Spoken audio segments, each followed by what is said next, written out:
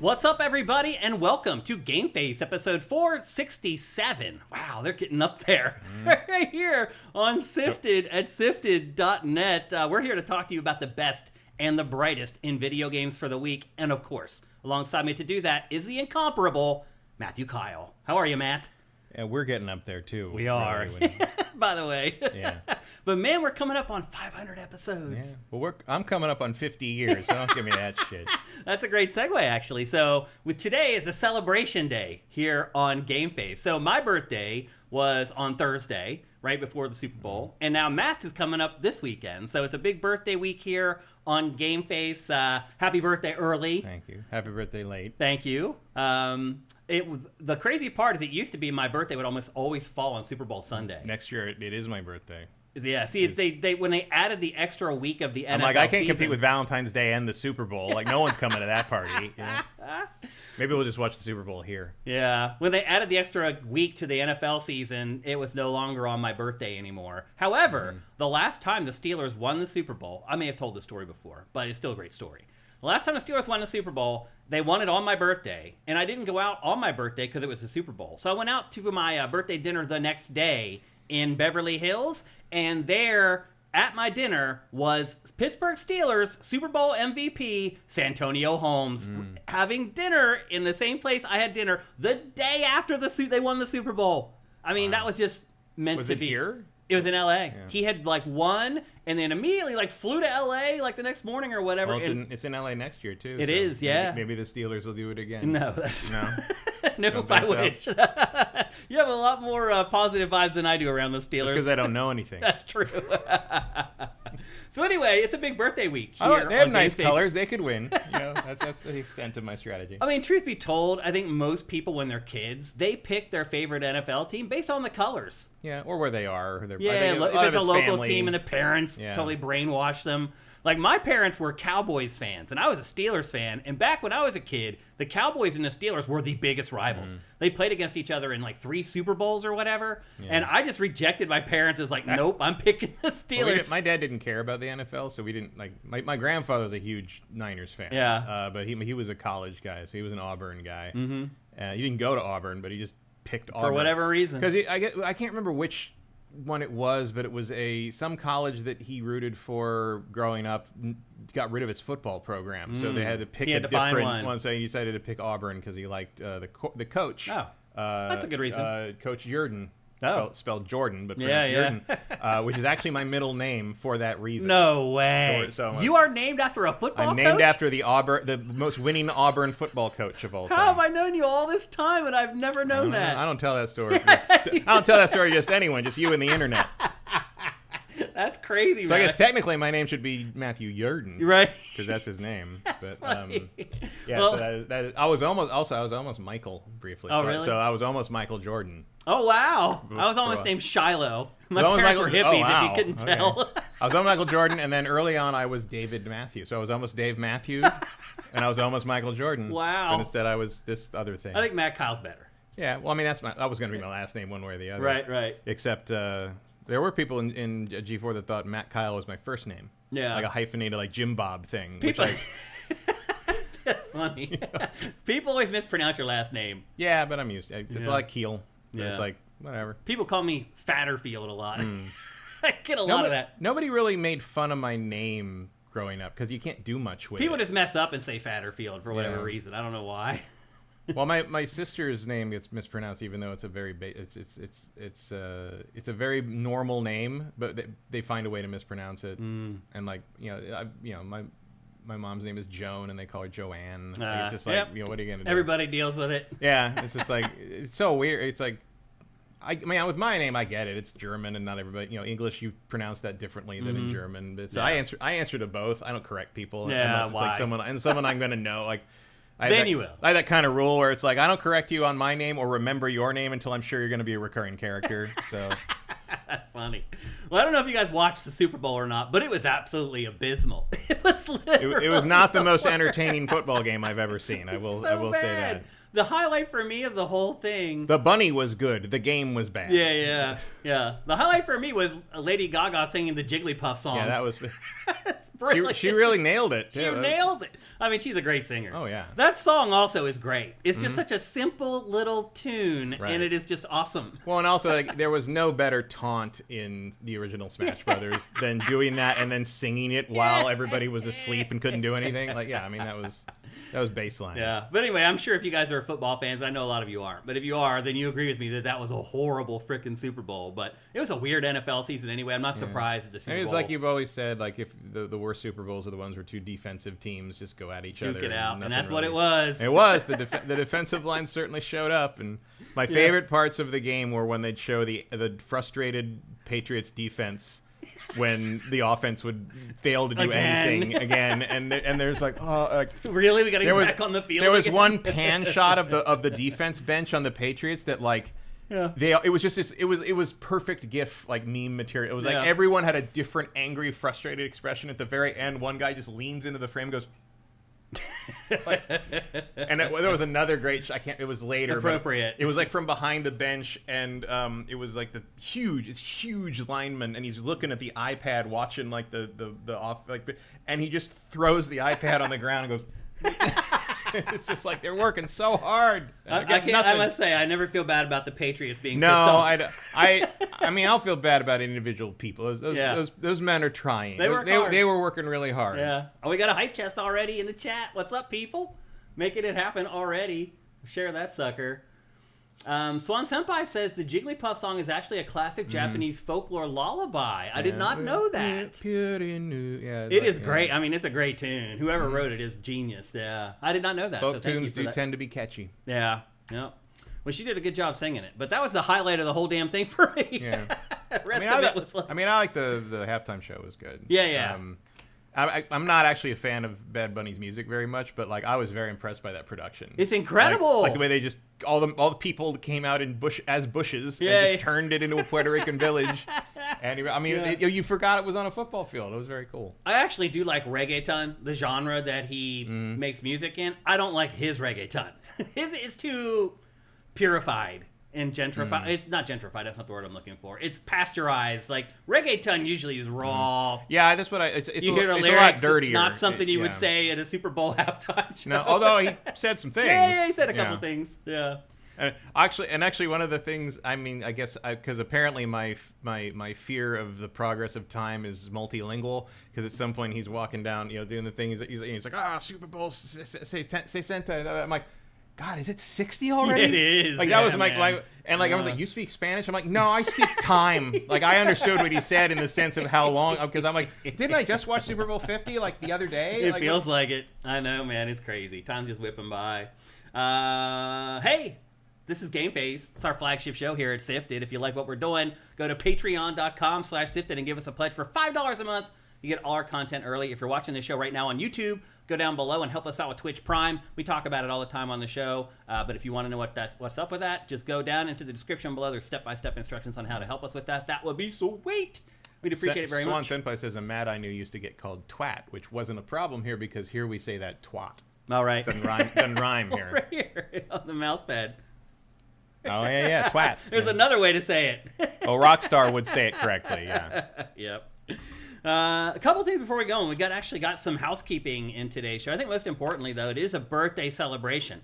And Matt, you brought something I didn't give you for your birthday that I gave you for Christmas that you want to show off, right? This is the Lego Game Boy. I'm going to flip to your camera here. Very impressive. It's crazy. Your camera's here. All the buttons work. Yeah. Like they're all squishy, and these squish down, and the D-pad is wiggle. It works like a D-pad. The power button turns on and off. The dials all move. They work. They all move. And then I don't know if you can see, but Zelda's in there. That's the end of Link's Awakening. And you can take the cartridge out. Cartridges actually snap in there. And you can you open that and pull out the screen. And you've got you can change the screenshot. Two other screens. You've got Mario Land, and you've got just the Nintendo logo dropping down from when you turn the system on. And those move, actually. They're like animated. They're like this flicker They're lenticular, and they're individually numbered. So if you look, like, there's a number Oh, down wow. at the bottom. They're all the same number out of whatever. I mean, they obviously made like hundreds of thousands of them. Yeah. This is 1 million. 10 million. It's 10,114,637 out of something. That might just be a That might just be a product code. Yeah, that might be. Let me show you. So this is actually my favorite detail of this. So you build the cartridges like kind of individually, and I was like, why do the cartridges have separate instructions for building them? So if you take these apart, the faces of them off.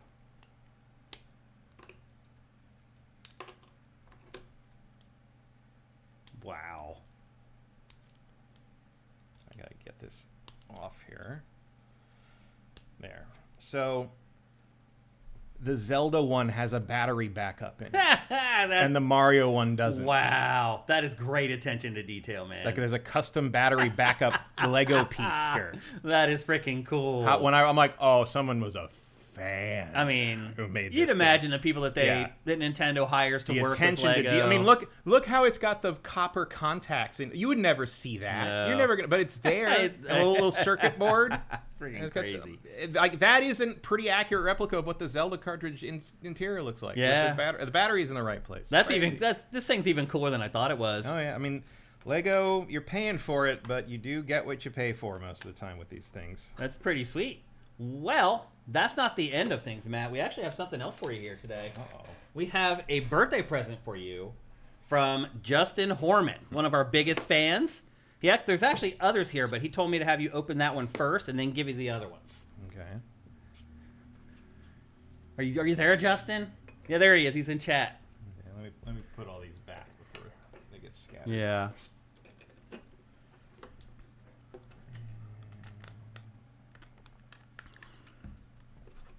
It does click. Yep, that's sweet, man. That whole thing is awesome. Yeah, I mean, Lego is quality work. It's way better than I thought it was going to be, for sure. I may have got one for myself. I mean, it's a fun build, too. Is it? That's another thing. It's like, I've built a lot of boring Lego builds, and that was a lot of fun. I could see that, yeah. In part, because it's not symmetrical. The most boring Lego builds I've ever done have been AT-ATs. Oh, really? You just have to build, it's all gray. It's all gray. You have to build 4 identical legs. All the same colors? That makes it rough. All right. Sailor. A pen of some kind. So he told me to have you open that first. Okay. And that's a pen? It is. With Japanese Oh, he also gave you a personal note. Open the larger red wrap box first, not the one surrounded by smaller bubble wrap. Okay. And here's the second one. Okay. I'm just going to give you these in the order of size. I hope that's right, Justin.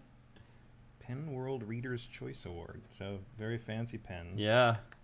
That's one of the things that you have for the rest of your life, basically.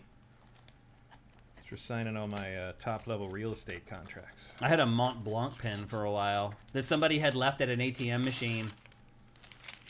And I Googled it. It was worth like $800 or something ridiculous. And then I lost it somehow. It's funny. This is ink for it, I think. Oh, okay.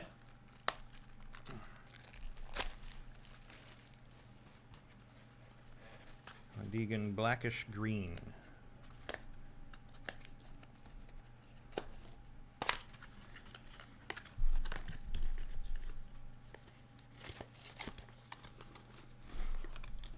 Oh wow!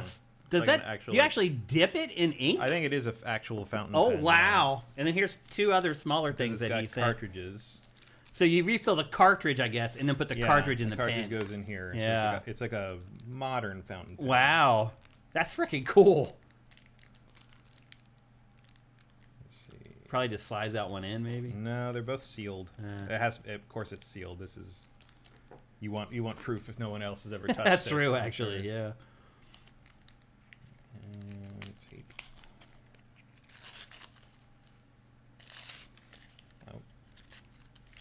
This is a ink converter. What does that do? I don't know. I don't actually know much about fancy pens. Ink converter gold. Justin says the cartridges are one-time use. The converter lets you use the bottled ink. Okay. There you go. I got it. Okay. I got it.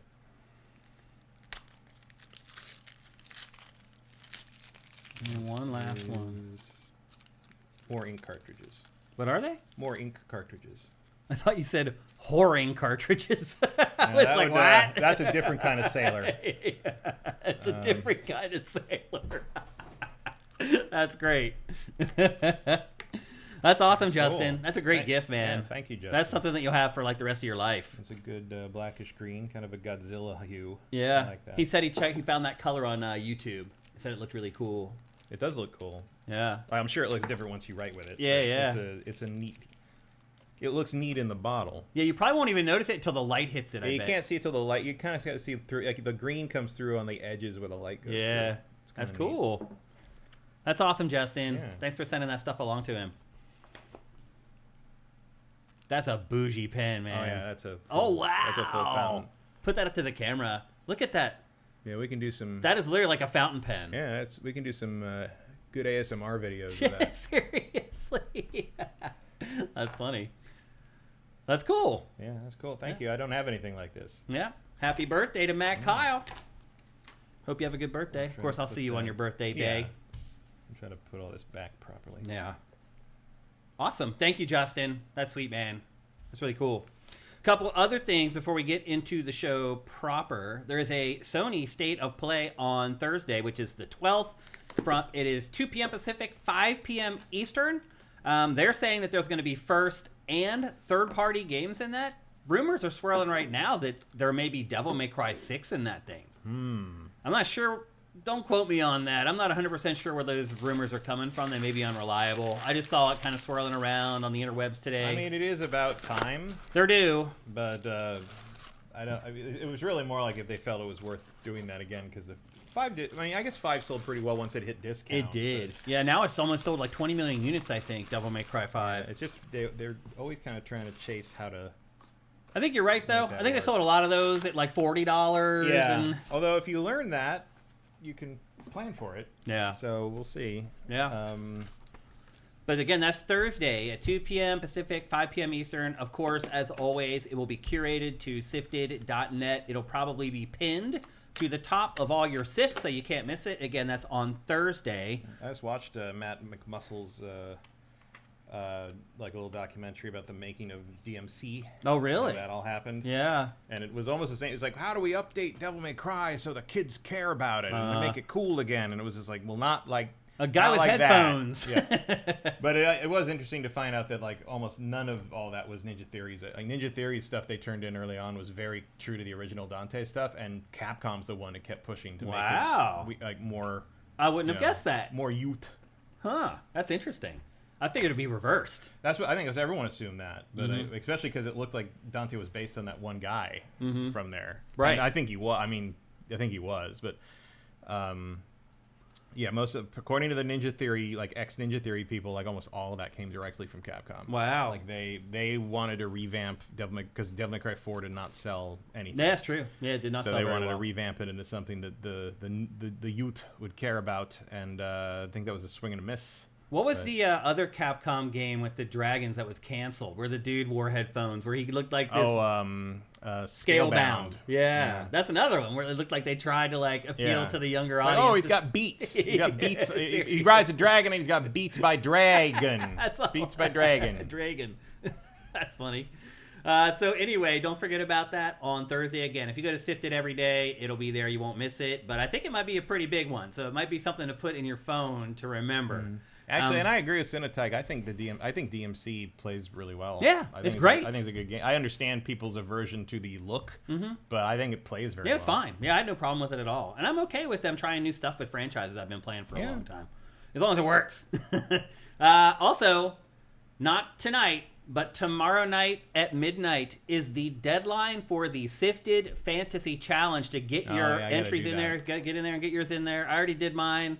One thing to note, when you go and you enter your picks, you're not going to get a confirmation once you enter them. So don't think that it didn't get your picks.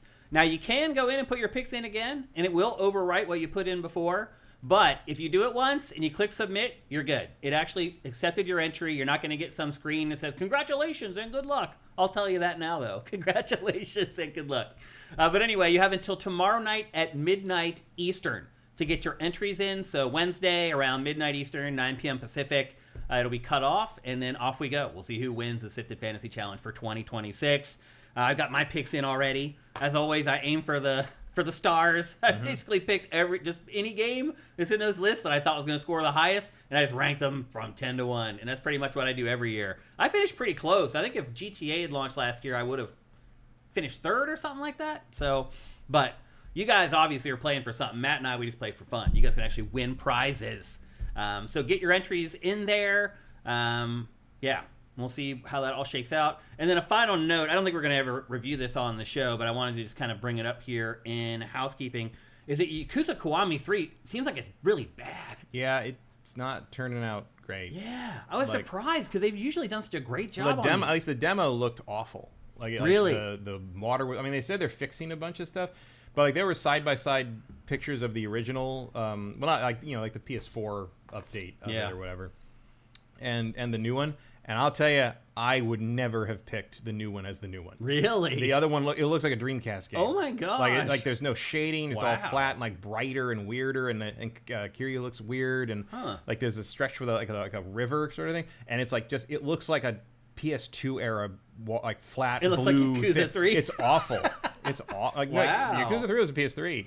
That was. That's Yakuza right. 3 looked pretty good. Yeah, it did. Yeah. And like it's like total downgrade across the board. That's crazy. And they change, there's like animation change, like because everyone's a scanned actor now, so the expressions are less exaggerated than they were in the original, and so a lot of the scenes don't really work anymore because you're used to them being almost overacted, a little cartoony, a little overacted, and like they didn't change like the mocap for anything.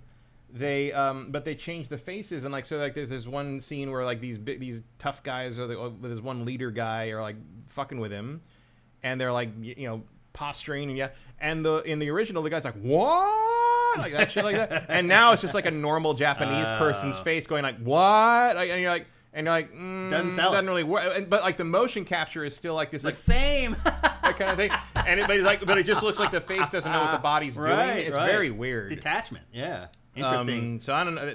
I didn't get it. I just mentioned this as a beware because I know for whatever reason on Sifted we have tons of Yakuza fans. It's because they have good taste. I mean, but seriously, like for whatever reason on our site, there's a lot of Yakuza fans, and just letting you know, like it is not. Yeah, I mean, good. I'm a huge. I mean, I've been a fan of that series since the very, very beginning. Yeah. And I didn't buy that. Yeah. So I have Japanese versions of things I don't even understand in that series, but I didn't buy Yakuza 3 Kiwami because something's up. But they might fix it eventually. But this is the first misstep from the RGG team in years. Yeah, I think.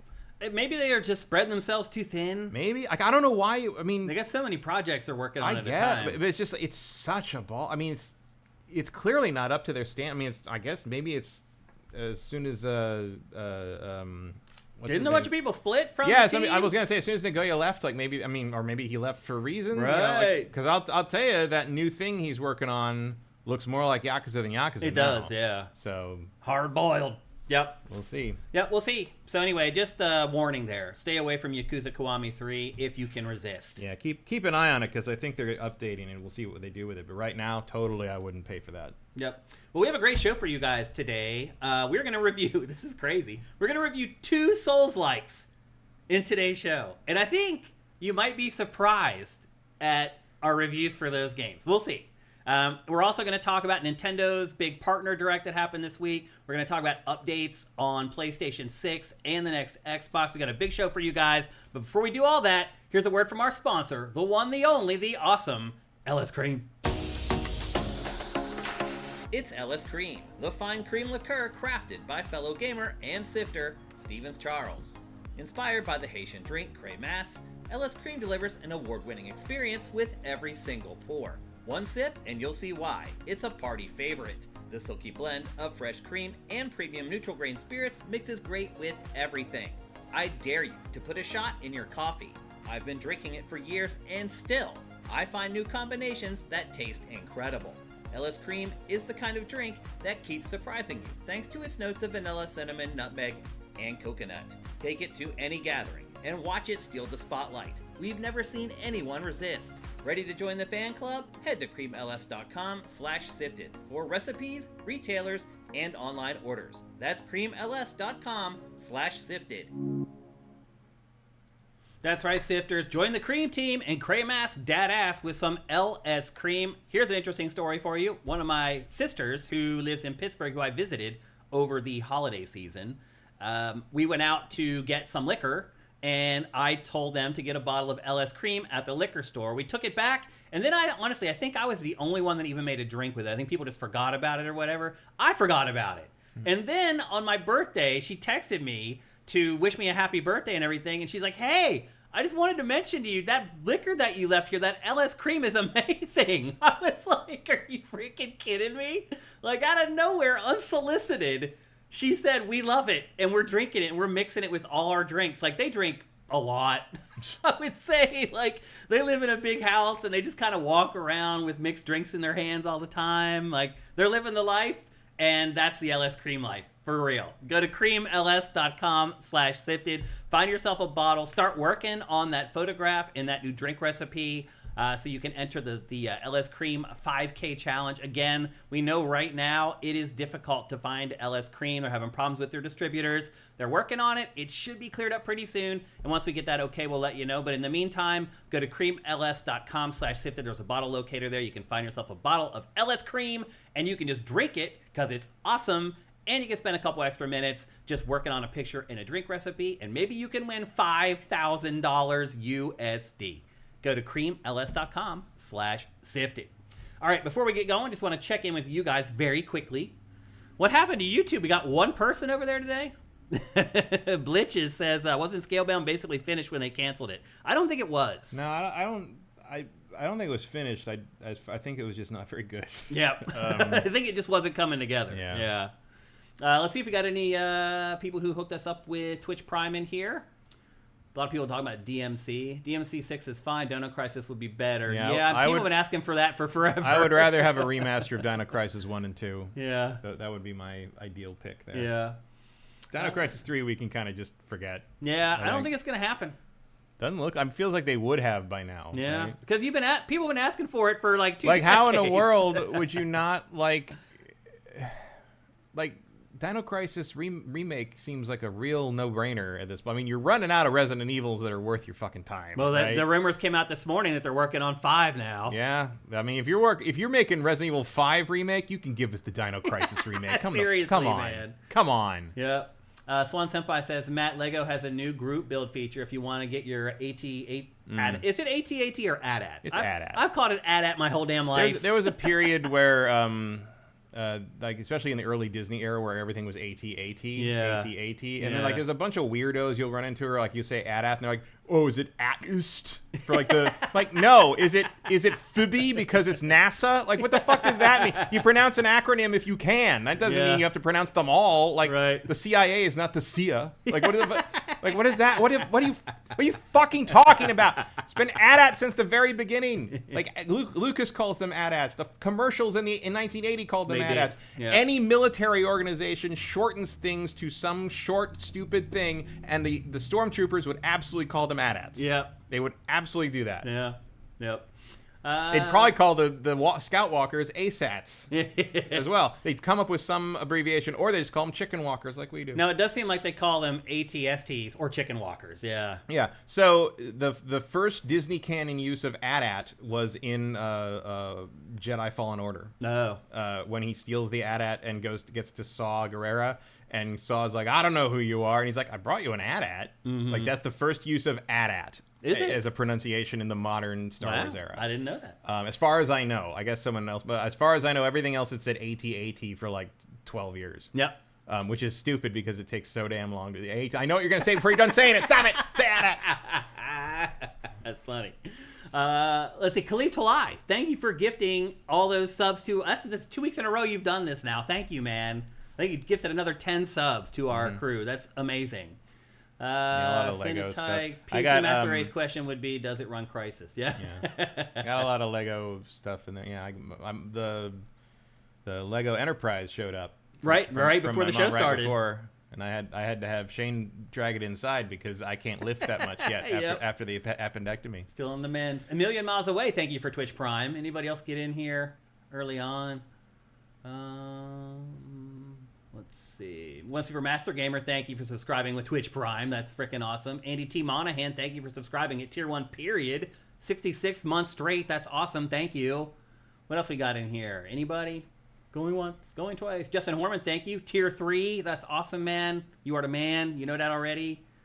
What else? JM Rain 99, thank you for Twitch Prime. Zet Saber like the pre-stream music, apparently. What else we got? Fire Native, thank you for Twitch Prime. And I think that might be it. Someone's playing High Guard. Too Quick Capri, thank you. One of the few. Yep. They're down to like 2,000. Are they really? Right now. Yeah.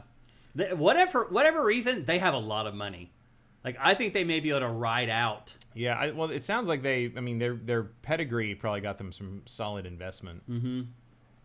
But, I mean, they have money. Like, look at the promotion that they're putting out there. All of a sudden, all these big, bougie trailers have been rolling out, like, one after the other. Like, I think they're prepared for maybe a slow start. Yeah. And no Super Bowl ad. But right. Yeah, they didn't have a Super Bowl ad. That's a good point. Somebody pointed out that the Super Bowl, because of the leaks, we know the budget of Pokemon ZA. Mm-hmm. The cost of the Super Bowl Pokemon ad was more than the budget of Pokemon ZA. Pokemon ZA cost $13 million. It's $10 million for a 15-second spot and the Pokemon ad is twice that long. So they spent $20 million to air that Pokemon ad. And that's not even including the production cost of the ad. And they spent $13 million to make Pokemon ZA. So it's mind-boggling. Yeah, I don't know what to say to that. Right, I was gonna, as the commentator on the Super Bowl said, I got nothing for you on that one. I don't even know what to say. I really don't. That really is just throwing the interception into the middle of the opponent. It really is. Like, I don't know. What if you made it look good? Yeah. But it's 30 years old. What if you made it look like something a 30-year-old would want to play? Yeah. I don't know. Like, it doesn't have to be, but it's still weird. Yeah. All right, it's time to get on with the heart of GameFace, episode 467. We're going to kick things off with undoubtedly the biggest event of the week. Nintendo had a partner direct last week. And Matt, I think why this is important is because of Nintendo. This was also, by the way... I have to admit, I don't remember this at all. Oh, really? Like, I watched it, but I'm like, oh, you watched it. Oh, right, that happened. Oh, what happened? Oh. He just kind of made the point for me right there. Like, I completely forgot that was a thing. If you hadn't put it in this show, I never would have thought of that again. Really? Ever in my life. Well, I mean, we're leading off the show with it, Matt. Not that I'd wake up on my deathbed and be like, the Pokemon, the partner direct. You know, like, that's not... But now, this was a partner direct, which means it was not Nintendo's games. It was all third-party games and basically showing third-party support. The audacity of getting you up at 6 a.m. for that. It's ridiculous. I mean, I didn't get up at 6 a.m. I don't know why Nintendo does. I'm sure it has something to do with Japan or whatever. It's Japan time, but I'm like, I watched it later, but like... But everybody else there are people who got up like that early and they had to see Todd Howard. And there's other Japanese publishers that do not do their events at 6 a.m. No. It's okay. Like, you don't have to premiere these for the convenience of your Japanese executive wing. I mean, that's what they're doing, basically. Pretty much, yeah. They want everyone to see what they did. Yeah, and I get that on a certain level, but... But also, that's a toxic work environment if you have to like prove that you're doing your job all the time like that. It really is. Yep. So anyway, this is a partner direct, which means it's only third parties. Now... To be fair, I mean, I did cover this topic on the Shane Satterfield show last week, so I've talked about this a little bit, but obviously... Yep.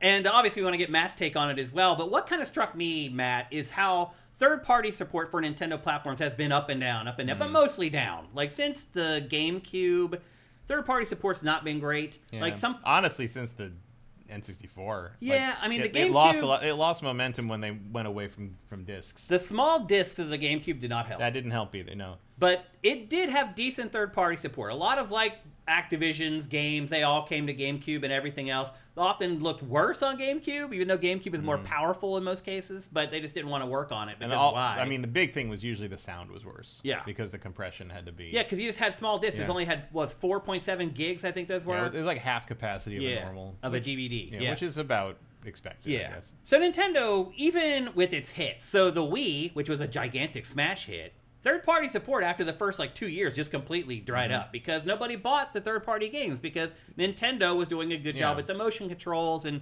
people just didn't buy them. Yeah, unless you were Wii Play. Right. I mean, really, the games didn't sell what they should have considering the install base. I mean, even Nintendo's games. Yeah, even like Mario Galaxy sold what, like 10 million, and there were like 110 million Wiis at the time. Yeah. It's like that's an insanely low attach rate because everyone just bought it to play Wii Bowling, and that was basically it. Like, it was a Wii Sports machine. It really for was. like half the people who bought that thing. Yep. Wii U, total failure. They had like a handful of third party. Remember how they like had Batman, Arkham? Oh, yeah. I can't remember which Arkham it was. It was City. Was it City? Was Arkham City Armor Edition. Yeah, that's what it was. And Armored Edition. Yeah, and they had like they had Zombie U, and they had an Assassin's Creed, I think Black Flag or something. There were like 20 games. There's a bunch of like Wii U editions of games you'd already played a year or two ago, basically.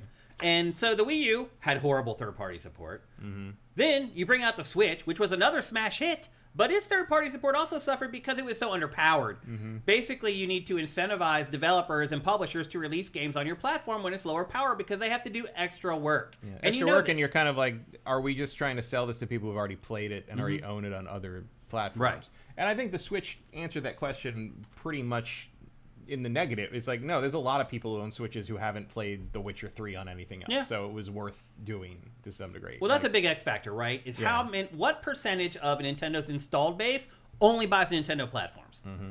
I would argue there's probably, I said this in the Shane Satterfield show, there's probably 10 to 20 million, like hardcore Nintendo fans, that's the only console they're going to buy. And then there's also the people that's just like, oh, I want all my games to be portable too, which is like an X factor you can't really program. It's really hard to quantify. Like, but I'm guessing 15, 20 million is going to be a base no matter what of people who just buy that. So there is an audience for those old third-party games, but when you start looking at the installed base of Switch 1, which is 150, 160 million people, you're assuming Switch 2 may get into that neighborhood. Then all of a sudden that number seems pretty small of people who are going to buy these old third-party games. So to me, it was very important to see this, okay, I gave them a pass for the first 6 months because, at launch, you have a bunch of third-party stuff. Nintendo always does, and then it dies. So I was like, I'm not even going to pay attention to third-party support out of the gate, even though it was okay. Now this is what matters. Like when you finally are out of the launch window, and now you're really starting to see, okay, what deals have they signed with these publishers to get these big third-party games on Switch 2? And the first thing I'm going to say is that Resident Evil Requiem on Switch 2 looks pretty damn good. Like, you can definitely tell it's not the same. Like, some of the monsters especially can see. It'd be hard without it hair, side by side, though. Yeah. But you're probably not going to miss it unless you're, like, comparing very specifically. Yeah. But it looks pretty damn good on Switch 2, and it will work. Like, it will sell okay on Switch 2 to the people who own a Switch 2. However, it's like, this does two things to me. It tells me that any third-party game could be released for Switch 2 and look pretty damn good. But it also tells me that that may not happen because I am 100% sure that Nintendo gave Capcom money to do this. I don't think this was Capcom's choice to be like, yeah, we'll put it on Switch 2, no problem. I think Nintendo said, look, whatever you think we need to give you to subsidize the development of the Switch 2 version of this game, we'll do it. And so Nintendo figured it out with this game and with Capcom, but apparently it has not figured it out with anybody else. Because other than Capcom, this game and Pragmata, those are the only big third-party games that are coming day and date. It may also be partly just because Capcom's in the position to do that. It's like Capcom's riding high; they're doing well. Like they can have a side project like that for some extra money from Nintendo. Like they have the bandwidth for it. Not everybody would. Have you noticed, by the way, and this was a big uproar this week, that he misses every shot? Yeah. Because they didn't want to show the blood and the violence in the Nintendo It reminded trailer. me of back pre-X-Play when on Extended Play we weren't allowed to shoot anybody. Notice there's no gore in any of this. Yeah, all the first-person shooter reviews we did. She didn't even shoot there. All the first-person reviews we did, shooter reviews, it was you and me just like trying to not hit anything. Again, watch this again as you start looking through this footage. How they have gone out of their way to make sure nobody ever gets shot. No one even gets kicked. Well, it's because you don't want the direct to be M-rated, basically. Look, they cut out before every time he shoots a gun. They cut it. Well, because that would make it but this shows you, but what working with Nintendo is still like. Yeah. It's different than having to work with anyone else. And meanwhile, Sony's dropping F-bombs in the first trailer of their direct. I know. It's like very different approach. It's still a different world at Nintendo. But it's kind of that thing where it's like, then why do you want Resident Evil? Right. Like, if you're not going to show Resident Evil, then why are you paying for Resident Evil? I mean, it's own it or don't to some degree. It just doesn't make any sense. It's like, do you want the older people to play your console or not? Mm-hmm.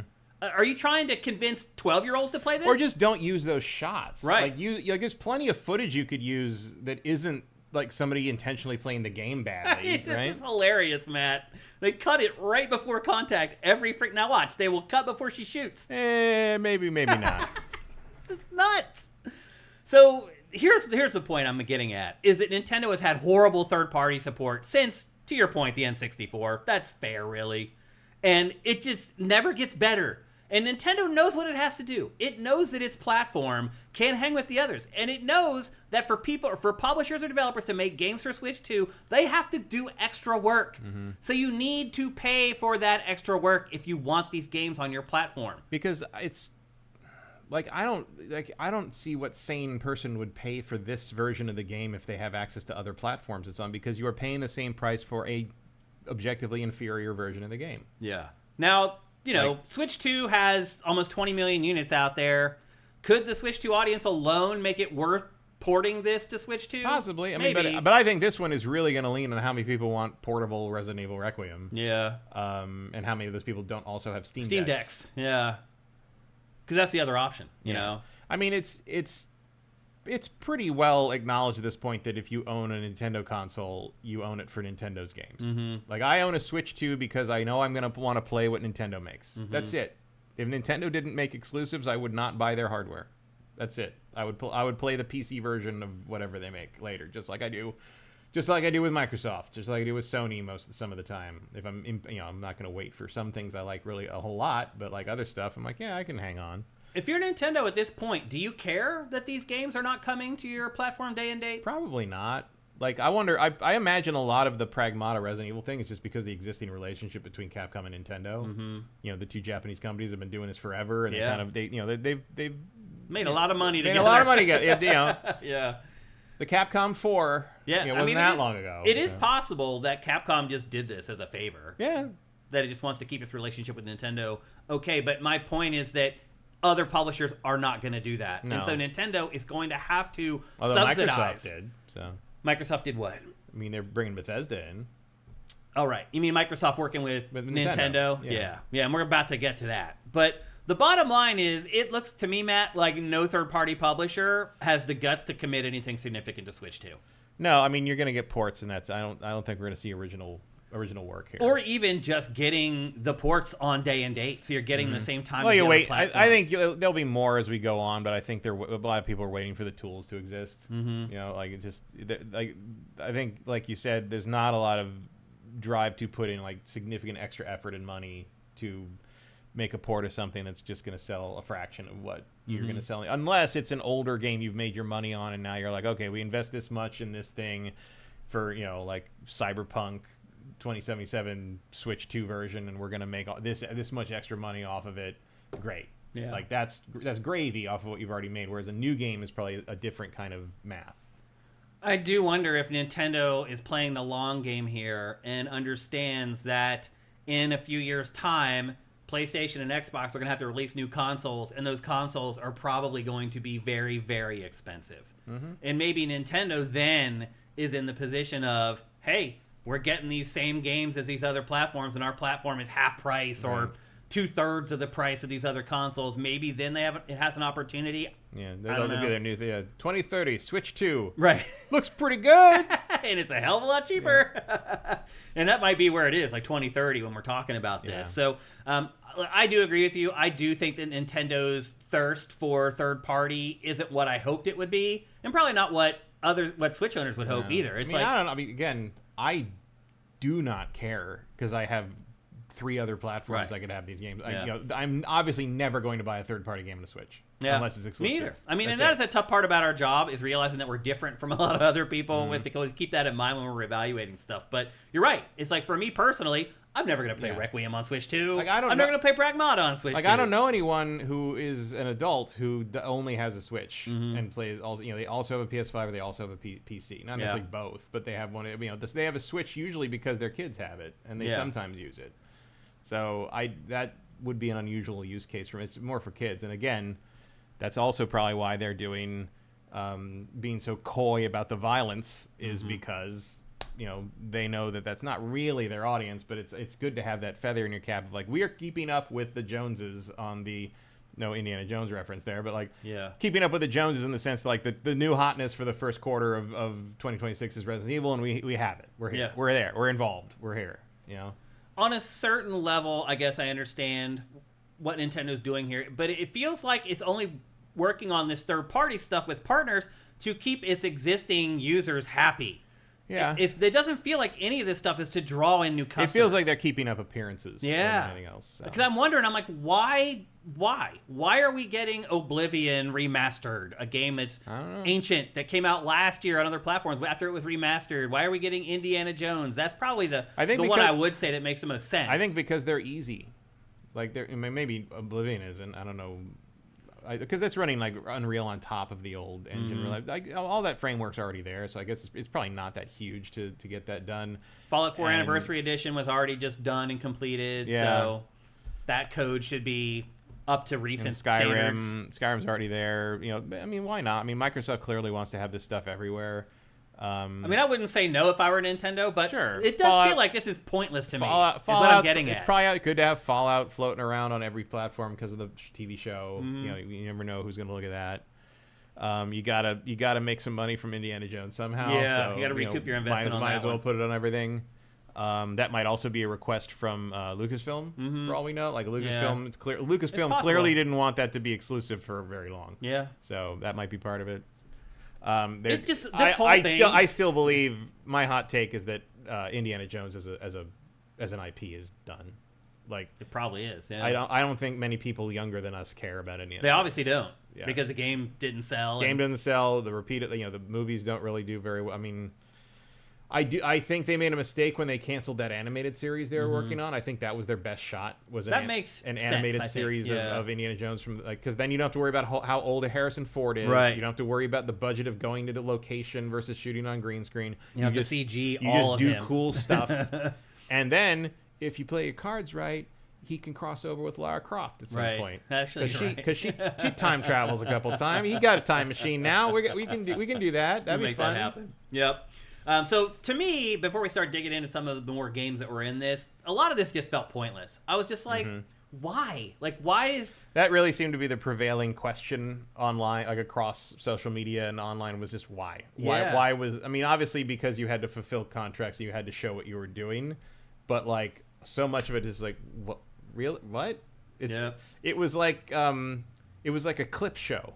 Yeah. Of a press conference. It was like, oh, so this is just all the stuff that's come out in the last 2 years that hasn't hit the Nintendo platform that you're just getting around to now. Here's another one. Final Fantasy VII Rebirth coming to Switch 2 and Xbox. I mean, it doesn't surprise me that this is coming to everything. Like, this isn't so old. Although it's, 2 years old now, I guess. 2 years old, yeah. Yeah. And I mean, they are finally... This is also probably part of Square's just like thing where like they learned the hard way on this one that like you cannot make stuff exclusive on PlayStation anymore. Yeah. Like they, I guarantee you the third Final Fantasy VII remake thing, whatever they call it, is going to be on everything day one. Provided there isn't a deal there. I don't think there is. I think if there was a deal there, I think you go to Sony and you'd be like, you either pay us this much obscene amount of money to make up for what we're going to lose on it, or you let us go. At the very least, I would say the PC version's probably going to be there day one for sure, but it'll be interesting to see if the Xbox version's there. I don't know, but I mean, maybe Xbox doesn't get you anything. It doesn't matter anymore? Not really. It really doesn't feel like it does when you're talking about selling software. Really, it would be like, is it going to be on PC and Switch day one? Yeah. And my guess is, I think it will. Yeah.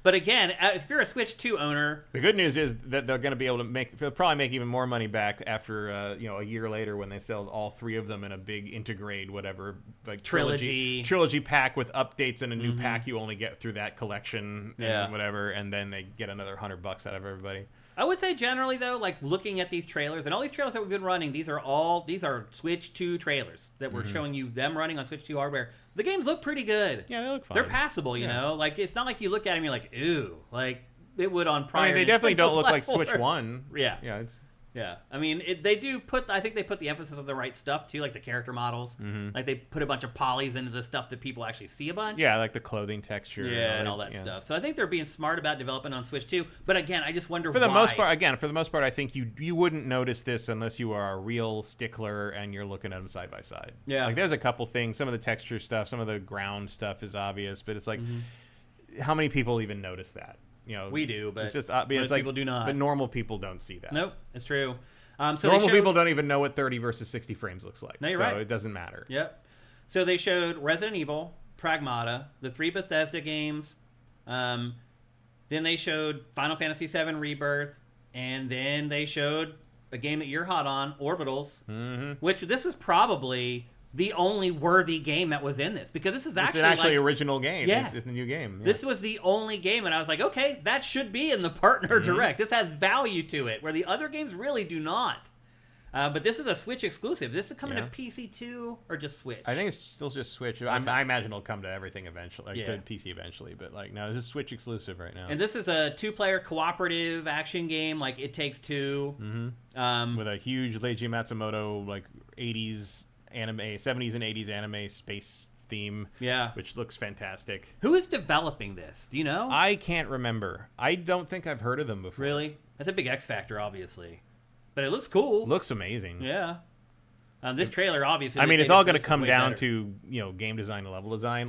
Basically, it's like, hey, can someone else do this as good as Hazelight does? Well, I mean, you can just... Is that their name? Yeah, Hazelight. Yeah. You can just steal their ideas. I mean, that's what they're doing. Yeah. I mean, all the stuff you're seeing in here is all stuff I've seen in It Takes Two or their other games. So, but again, it's one thing to steal it; it's another thing to make it feel good and execute. Because Hazelight stuff isn't just clever; it feels good to play when you get it right. You're like, oh yeah, that was really cool.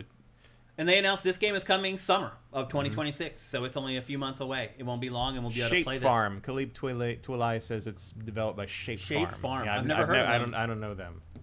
Yep. So we'll see. Hopefully they have some experience making games. But again, you can just check out Hazelight's games and kind of figure out what you need to do. I mean, they've given you 3 entries now to kind of lay down the template. Now they're saying the next Hazelight game is going to be for 3 players instead of 2. Oh, that's the rumor on the street. But this was the one game that was in this where I was like, okay, these are the type of games that should be in here. Third-party games that are only coming to Switch or Switch 2. That's what to me, these directs should be about. Because these third-party games come in a year, 2 years, 3 years, in some cases 5, 10, 15 years later than when they were originally released. To me, that does nothing to move the needle. So Shape Farm seems to be just a Tokyo-based console PC game developer, and this looks like the only thing they've made so far. Well, that might be good, actually. Tokyo-based studio comprised of an international team of creative talent turning dreams into games. Well, there you go. I mean, that's good. They've hired people from outside Japan. That's a good sign. Oh, you know what I wonder? Will this have matchmaking? I hope so. In the way that Hazelight I hope so, because that is one place that Hazelight has dropped the ball, and I know that's a decision that they made. I think they have intentionally not done that. I know they have. They don't want you to play it that way. I hope they change for their next game, but we'll see.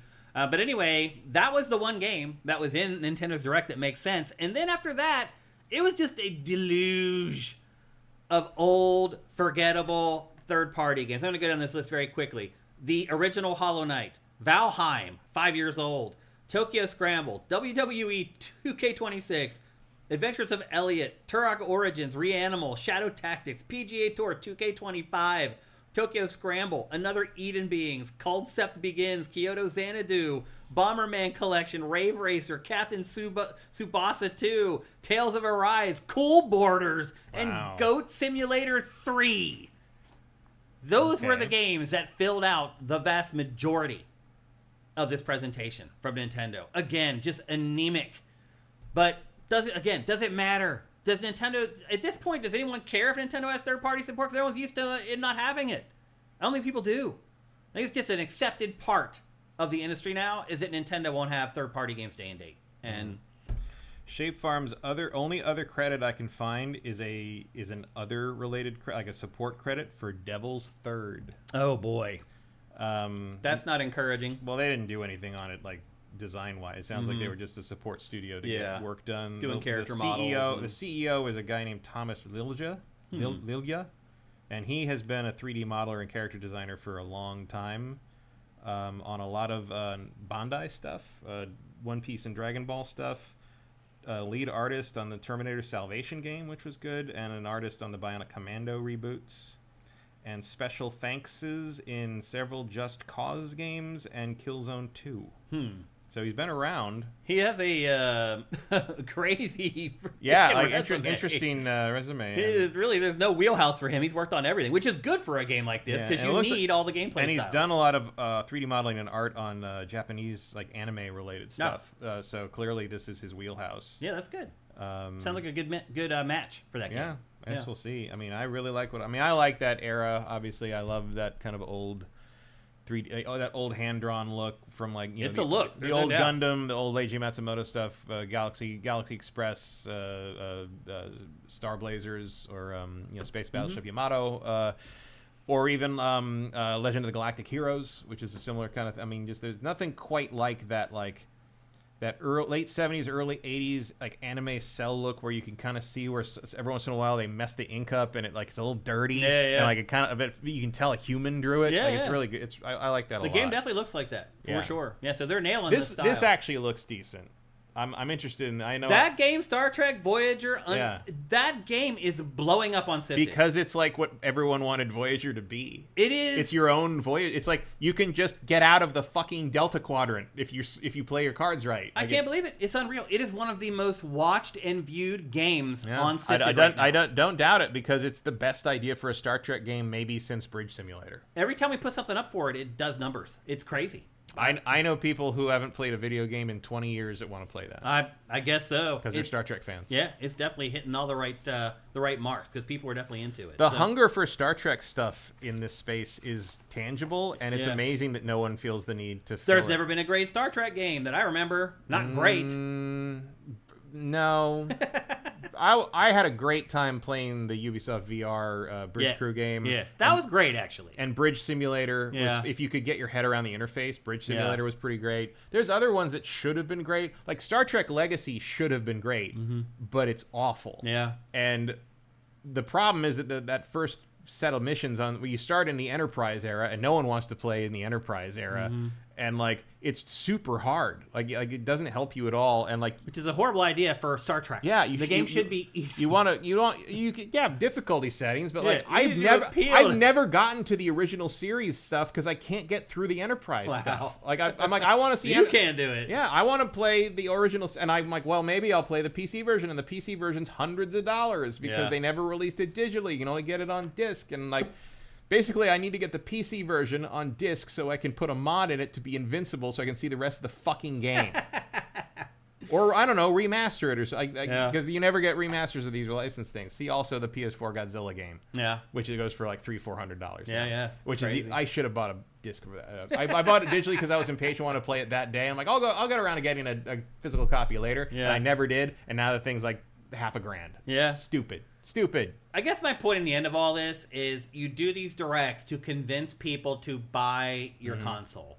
And so to me, this direct was targeted towards hardcore Nintendo fans who are only going to buy a Switch. And they just have not upgraded yet. Well, and to be fair, who else watches Nintendo Directs?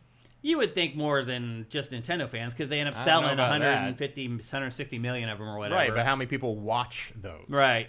Yeah, that's a good point. Yeah. So you're right. It is kind of a preaching to the choir idea. Yeah. Who's watching that? Not a lot of normal people. I didn't even watch it when it happened. I got up and watched it an hour later or whatever. So if the purpose of these things are to sell more consoles, I do not see how that direct sells more consoles. Either to Nintendo fans who have yet to upgrade, or it has 1 million views.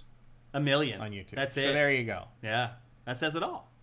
Yeah, that's so they did get that hardcore Nintendo. So you're gonna sell 1 million copies of these things to these people. Yeah, there you go. I guess that's it. So anyway, it was a disappointing partner direct, and the other thing that kind of bothered me about it is that it feels like it's like it's part of the deal. You have to show these third parties that you're promoting their stuff, and we're all together, and we're all in the same boat, and we're all working. See, you got time on the thing. Even though these third parties are short shrifting you and not willing to commit to putting out their big games day and date on your platform. But at the same time, Nintendo is not the one in the position of power there, because like these people don't lose anything if they just don't put stuff on Switch really at this point. Yeah, because most people don't buy third-party games on Switch. Yeah. It's all about PlayStation now. And Nintendo's had that problem since 1996, really. I mean, it has. And it just never gets better. And until Nintendo has a competitive piece of hardware that is on parity with PlayStation or Xbox, it's never going to happen. Yeah. And the thing is, like, I think, you know, there's people I saw that were talking about, it's like, oh, I want to go back in time and tell Nintendo not to not do CDs back in the... I'm like, but you know what? Like, when you think about it, maybe this is only something you can know if you were there, but like, their decision in that wasn't that crazy at the time. If you take into account what CD systems had done so far, like, because at the time, CD game just meant like, okay, you had good music, you had Red, and you're gonna sit there and wait forever. You're gonna sit there and wait forever for it to load. You have this grainy ass FMV. They're postage stamped in the middle of the thing, and they're just like, oh, like what did it get you? Like, yeah, Sony had the vision to that like PlayStation would become what it became, but it's very hard to blame Nintendo for, especially what they just went through with Sony. Yeah. And the failure of the 3DO in the middle of all that, it's very hard to blame Nintendo for that. And also, and it was another documentary I watched. It was about EA, but it was about like the kind of their third party deals and how like all this went away and whatever this was, and how like EA was willing to work with Nintendo because they were familiar with the architecture they were using, even though they weren't happy about the switch from discs. But they abandoned the Dreamcast, not because of Sega's attitude or position in the market, but because EA was very on board with 3DFX at the time, and they'd never heard of the 3D like hardware people from the Dreamcast, right? Because the deal for that was basically made in like a Japanese bar between two old friends, one guy who ran the 3D company and one guy from Sega, and EA was like, we don't know what this hardware is, we have no idea what any of this is, and we're out. Yeah, that's what lost them. That is, they didn't go with 3DFX, because even Bing Gordon said if they'd gone with the direct competitor 3DFX, we still would have been in, even though we had a relationship with them. But we knew what those two companies were. We had no idea who these people were. So it's fascinating to see what loses you that war, based on the behind the scenes decisions. But I don't think I could make a cogent argument to Nintendo in 1994 about why you shouldn't avoid CDs. I think they weren't wrong there, and they just turned out to be wrong in hindsight. Well, I think they were right in certain ways, but I do think that once Square came to Nintendo, because Square tried to make Final Fantasy VII on N64, and it worked on the N64 for a while, and it came back to Nintendo and was like, this isn't going to work. Right. But it's also... So to me, when Square told Nintendo that we're going to leave your platform if you go with cartridges... That may be the thing that Nintendo should have been Right, but Nintendo also hated his pitch, because his pitch was basically, I want to make a movie. Right. Yeah. And they went to Sony, and Sony's like, awesome, that's exactly what we want. Yeah. And so, but Nintendo's like, when you said movie CD, then you're thinking of like CNC Music Factory, make my own video. You know, like that. Yeah. So like on one hand, like, yeah, it's a lack of vision in hindsight. But at the time, I mean, especially because they thought the Ultra 64 would come out in 95. Right. You're talking about conversations that are happening in 93, 94. And like it's hard to blame them for not seeing where that was going to go. Square is the only thing that to me that should have been a red flag to them. Everything else, though, you're right. It made perfect sense. Yeah, Square's relationship with them should have been like, hey, this is important. You don't see this, and you should listen to us. But like, if there's one thing Nintendo doesn't do, it's listen to you. Yeah. So anyway, that's why I mean, like, if also Square couldn't convince them, who would? Yeah, it's the same long story for Nintendo since 1995 or 96. We worry about our first-party games. Third parties are just this thing that we'll flirt with, and we'll see how it goes. But we're not going to have any real dedicated strategy to make it happen. And that's the problem. There's no strategy there. The lack of I mean, and that happened with the Wii as well. Like they all of a sudden, 100 million people bought this thing, and like probably 50 to 60 million of them had never bought a game console before. Yeah. And you could see in their presentations the Wii Music thing. They thought they'd created a whole new market of gamer. And I'm like, no, you're not converting any. You're not you're not putting anything out to convert these people. And like, Carnival Games is not going to do this. No, they like bowling. Bowling. And they like tennis. And tennis and maybe baseball. And that's it. They don't want your other stuff. And they bought WePlay. They don't care about Mario. And they bought WePlay because you couldn't get a fucking controller otherwise. Right. Like, that's the only way to get that controller for a long time. For whatever reason, they kept feeding them to 2K. Like, there were people, like, there were reviewers I knew who had 4 copies of WePlay because the only way they could get enough Wiimotes to, like, get 4 players to like... Carnival Games is the same deal. Yeah. So anyway, I think everybody knows at this point, you only buy Nintendo platforms if you want to play Nintendo's games. Yeah. That is a good reason. It is. To buy. Their games are good enough to make it worth buying the 100%. platform. Yeah. And also, Sam's Club had it on clearance this week. Oh, really? It was $369. Wow. For the Wii. I was holding out hope because Switch 2 was a little closer in power to the competitors that it might be a little bit of a different story. But no, I was wrong. I think if it wasn't that expensive, maybe. Maybe. Because I think it's got admirable power for what it is. Yeah. Like I think it's $50 too expensive, but like I think I'm pretty happy with the performance of stuff like Age of Imprisonment and stuff like I definitely after almost coming up on what, like a little over half a year, I certainly see the difference between the Switch and the Switch 2. Oh yeah, like, I know I'm playing a Switch 2 game for sure. Yeah, so I don't have a problem with that. Yeah. All right, it's time to move on. Next, we're going to talk about, I don't know, people may be disappointed about this. I'm very disappointed. I mean, I'm not surprised, but I am disappointed. We're going to talk about Horizon, the dumbest title ever for a game. Horizon Hunter's Gathering. Mm-hmm. The new Horizon game. It's like, is that a hunter-gatherer joke, or are you just being weird? Like, I think it is. Is it? Yeah, but I think it's also like you're a hunter. Like you're getting together because it's co-op. And yeah, plural hunters because it's co-op. I think that all plays into it. And you're all gathering in one place. So this is a cooperative, kind of open world action game for 3 players set in the Horizon universe. And I think maybe the bigger news that came out of this was they said when they presented this at first, like, don't freak out. We're still doing single player Horizon games.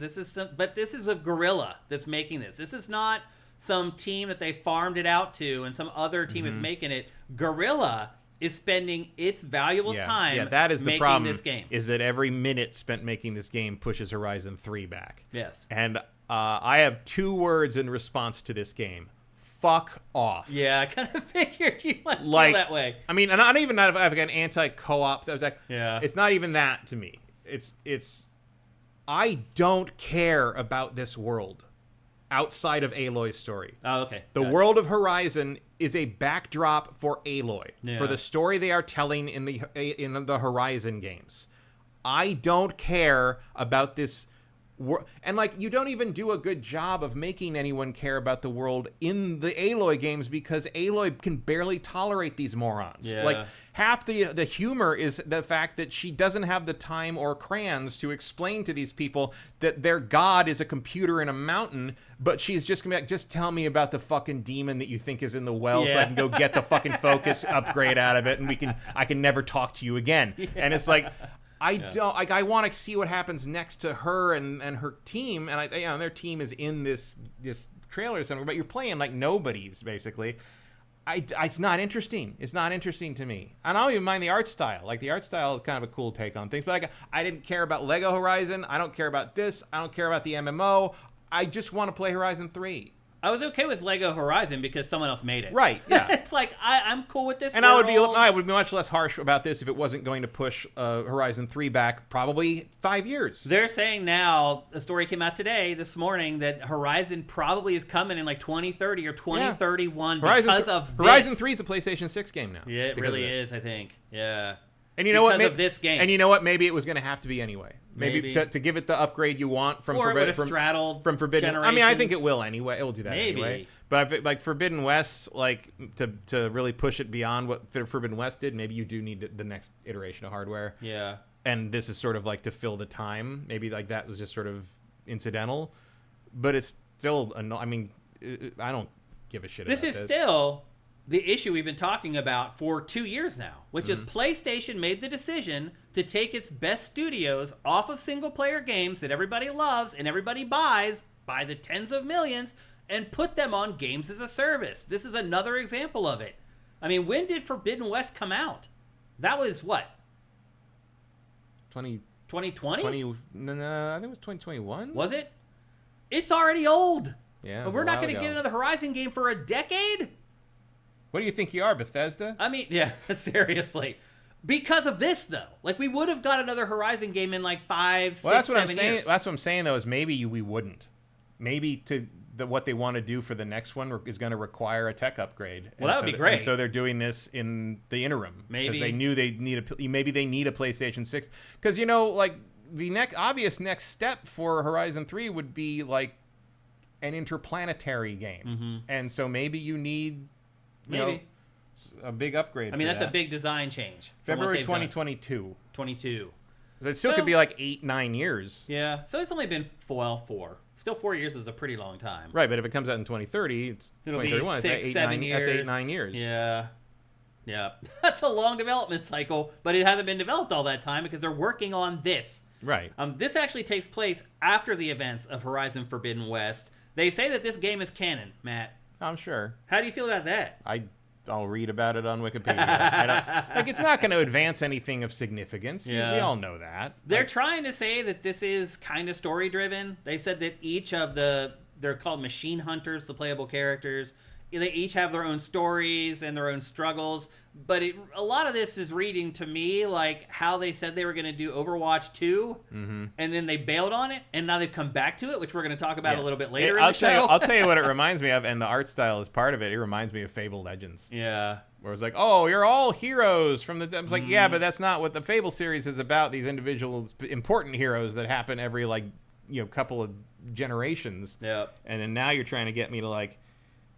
These aren't any... I mean, I know they're showing, like, Aloy and her friends here, but it's like... And it's obviously post Forbidden West, and everybody... They're doing something where... I guess they're basically doing the thing from the end of Buffy the Vampire Slayer, where everybody gets to be a Slayer now. So, like, everybody gets a focus, and we're all going to go hunt monsters. Yeah. But I thought you solved that problem until the next... But I guess Hades is back or something. I mean, the machines are going crazy again. We solved that problem every game now, I guess. I guess that's just going to be the premise.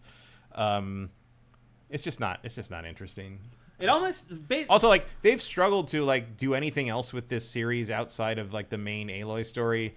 I mean, they made a board game adaptation and it was just fighting it was just boss battles with only one boss came in the box. You had to buy expansions for every other monster you wanted to fight. It was just incredibly dumb. And like this, I don't think this property works outside of the main story you're telling. Like, it's clear the world was built to contain the story they're telling, and anytime you kind of go outside those lines, it feels artificial. It sounds like they're trying to duplicate what happened with Helldivers 2, where they have like these rollouts of new enemies and new threats that come into the world. I think they're just going to duplicate what happened with Concord. But you're right. It could end up being Concord instead, because that's the dichotomy, right? You have Helldivers 2, smash hit, $40 multiplayer game.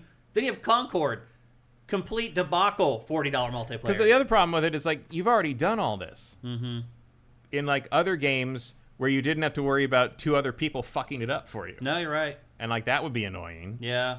So this is kind of like a roguelite. Like, as you play through each mission, you select perks, and you kind of build your character throughout the course of the run into what you want it to be. And there's other progression systems as well. And then they started talking. There's 2 different modes. One was called Machine Incursion. They described it as your high-intensity wave defense. You and your teammates defend against machines pouring out of underground gateways, all leading up to a massive boss fight. The other one is called Cauldron Descent. And they said this feels more like a tactical dungeon crawl with multi-stage trials and ever-changing rooms. You'll need to keep your wits about you as the layout shifts, hiding both brutal encounters and secret doors filled with loot. So those are the 2 modes that I think they're going to launch with. There's actually like early access periods coming up very soon for this already. So it does seem like it's pretty far along, and maybe it comes out this year even. I mean, they finished the DLC in 2023 for Forbidden West? Yeah. It's possible. Yeah. Or like early next year. Yeah. And then between matches, there's this place you go called the Hunter's Gathering Hub. It's basically a social space where you can customize your gear, you can visit vendors and buy stuff. Because that would track, because then you got 4.5 years to make 3, which is almost certainly in pre-production now, but full production will be 4 years. That's about right. Yep, you can display your trophies there, and you can do all your corny emotes and all the stuff that the kids like to do. They said it's going to support cross-play and cross progression as long as you're logged in with your PlayStation account. So yeah, well, once again, PC Master Race, you're going to be pissed off, but you're going to have to log into your PlayStation account again to play this on PC. And this is day one on PC and PS5. And I don't understand why games like this wouldn't come out day one on Switch 2 and Xbox. Like, why, if you're PlayStation, what are you doing? Like, I don't know if that relationship exists yet. Maybe not, but they need to figure it out. They probably should. Yeah, they definitely need to figure it out. But yeah, so this has like roguelite elements. Clearly, the PlayStation-only environment is not enough to support these kinds of games. Yeah, it's not. Yeah, I mean, Helldivers 2, even they had to branch out with that, even though that was a smash hit, like right out of the gate. They still eventually branched out. Yeah, and a lot of that community is on the PC. Yep, it's true. So look, am I pissed off that Guerrilla's working on this game? Yes. Am I still kind of excited to play it? Yeah, like I am. Like I do like cooperative games, and I like games like this. The fact that it took time away from Guerrilla sucks, and I would much rather play the next Horizon game instead of playing this. But Guerrilla's a really good studio, and so I do want to kind of see what it can do with a game like this. And I'll say this too, Matt. I used to have these preconceived notions of like a studio is good at making this type of a game, and therefore they can't make... I don't believe that anymore. Like the last 5 years have definitely dispelled that. If you're a good development studio, I now believe you can make a good game in pretty much any genre. So I'm pretty confident that even if you don't like these types of games, this might be one of the better examples of it. But again, very disappointed that we're not getting Horizon 3 until 2030 or 2031, which is the rumor. Yeah, I'm not a big fan of the Fortnite interface either. Yeah, what do you mean by the interface? Like when you see the text and boxes pop up, it's the blue with the cartoony letter. I mean, it's very clearly Fortnite. This is clearly Fortnite, yeah. But it's Horizon, like. I don't know. It'll be interesting to see how this does, because obviously there's a huge built-in audience for this IP. But are they? My guess is that it doesn't. Yeah, I think you're probably right. It'll probably do the same thing every other Sony game as a service does. I don't know why they go back to your single-player tour de force, like big cinematic productions, put them on everything, and sit on your pile of money and be happy about it. Yeah. Like, the endless line must go up greed is going to sink all these companies into the fucking mud. Or AI is going to just completely destroy the games industry. Well, the good news is that this year's Super Bowl seemed to be the same kind of Super Bowl with all the AI ads. It seemed to be the same death scream that you saw from, like, the crypto Super Bowl and the .com Super Bowl in 2000. Please like me. We're going to spend $10 million to get you to buy an NFT or Bitcoin or make an account on pets.com because we don't have anything left. Yeah. And 9 months later, Coinbase is down 70% and like Sam Bankman-Fried is in jail. Yeah. It's following that same curve, so we'll see what happens over the next year, but it sure felt like I was sure waiting for Matt Damon to try to sell me on ChatGPT because he tried to sell me cryptocurrency 5 years ago, and that didn't work either. Well, it's getting real dicey because NVIDIA is not releasing any graphics cards this year. Yeah, and that is, I mean, the comparison somebody made on Twitter was McDonald's announces it's going to stop making cows in a ground beef and focus on hurling cows into the ocean, which is basically the same business. Yeah. But it's crazy because it's like, I don't know if you saw the breakdown of the revenue of AI investment versus their revenue from video game cards. Mm-hmm. You see that? I mean, I know that they make way more on AI than they do on the AI investment was $51 billion, and the revenue from game graphics cards was I think $5.2 billion. I know. It's a rounding error. Man. It used to be 92% of their business, and now it's a rounding error because they're getting all this investment from nowhere, from nothing. Well, they can also sell one AI card for like $40,000. Those Blackwell cards are $40,000, and they can leverage that to borrow. I mean, it's all the money's going in a circle. It's. I mean, unless this bubble pops, like literally, gaming could like be over because Nvidia doesn't. Why would it want to work on a console or on? Well, that's kind of the thing. Is like, hey, the 60, 70. I mean, AMD or any other kind of like startup people or whatever. If you want to fill that market. When the bubble pops, that market's going to stay exactly where it is because people are still going to want to play computer games, even if they're not mining Bitcoin anymore. Yeah. And also, you're hitting the point where that Bitcoin's dropped so far, and the curve is indicating that it might be dropping to the 30,000 range in the next couple of weeks. if it matches the dips from before. Once you get below a certain threshold, it's actually not worth mining anymore. You lose money mining. You're losing money mining a modern Bitcoin. Not like it didn't used to be that expensive to do it, but now it is. Well, that's the way Bitcoin works. As it goes on, it gets harder and harder to mine the coins. So, but it has turned out. Basically, they've invented a way to strip mine and frack. Oh, really? Bitcoin, like there is no, because it used to be, the belief used to be that there was a limited number of Bitcoins that could ever exist. You'd eventually mine them out. That's not true anymore. Oh, I didn't know found that. Out, basically, you can frack your way to infinite Bitcoins. It's going to be very expensive and take a long time, which is exactly the how. I thought the scarcity was what it was all about. It was, but it's the same thing like with oil. Remember, we're going to run out of oil, and all of a sudden we invented all these new like shale oil techniques, and so now we make more oil than we ever had before, but it costs way more than it used to because you can't just pump the liquid out of the ground. You have to like process all this shit and ruin the entire countryside while you're doing it. Yeah, like that's what's happening with crypto now. Yeah, it's like they realize that it's not. It might be somewhat infinite, which means that the value is kind of the same as the commodity thing. It's commoditized to the degree that it's not really that different from. I mean, if you're NVIDIA, why would you shut down a production line making Blackwell chips to make a GPU, a graphics chip for?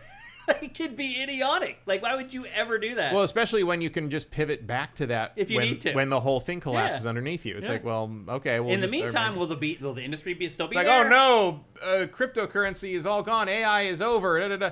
Hey kids, would you like a 6090? We got that right here. It's like you're ready to go. Yeah.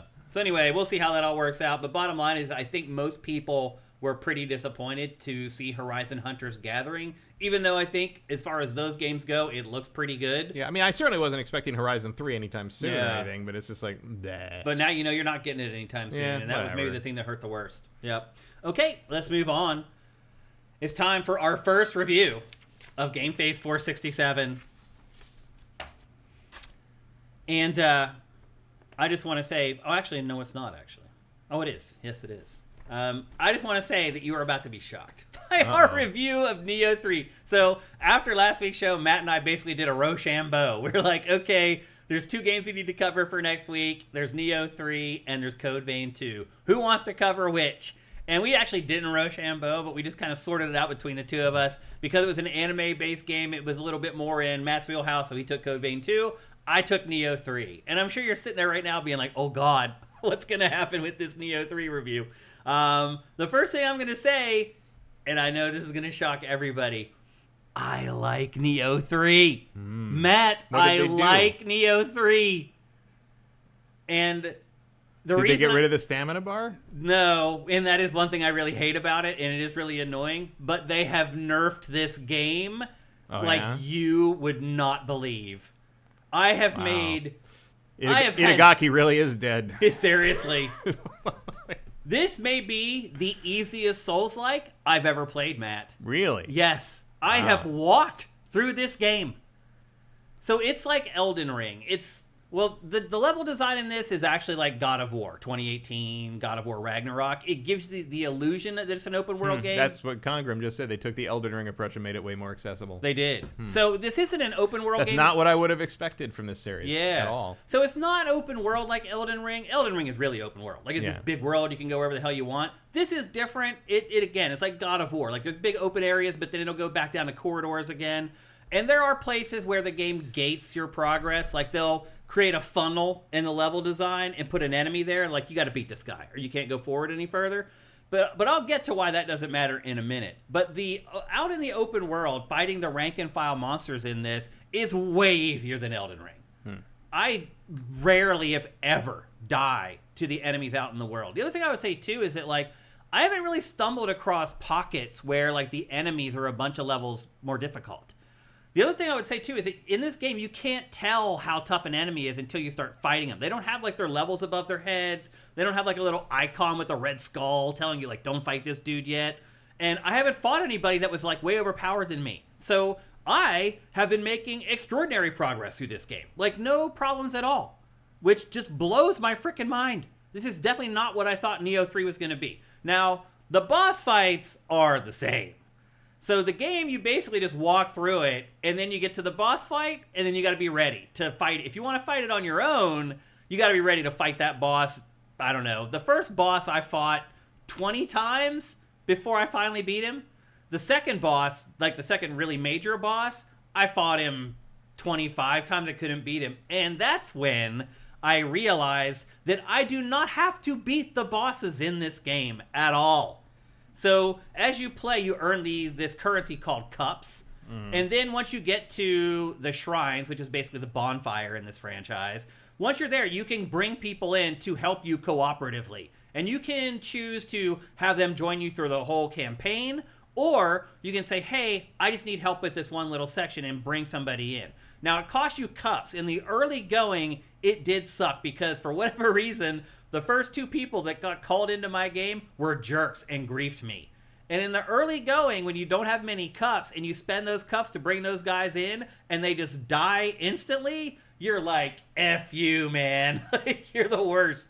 Once I got further into the game and I had a bunch of cups and it wasn't like hurting me to call people in, then honestly, I started getting the good people coming in.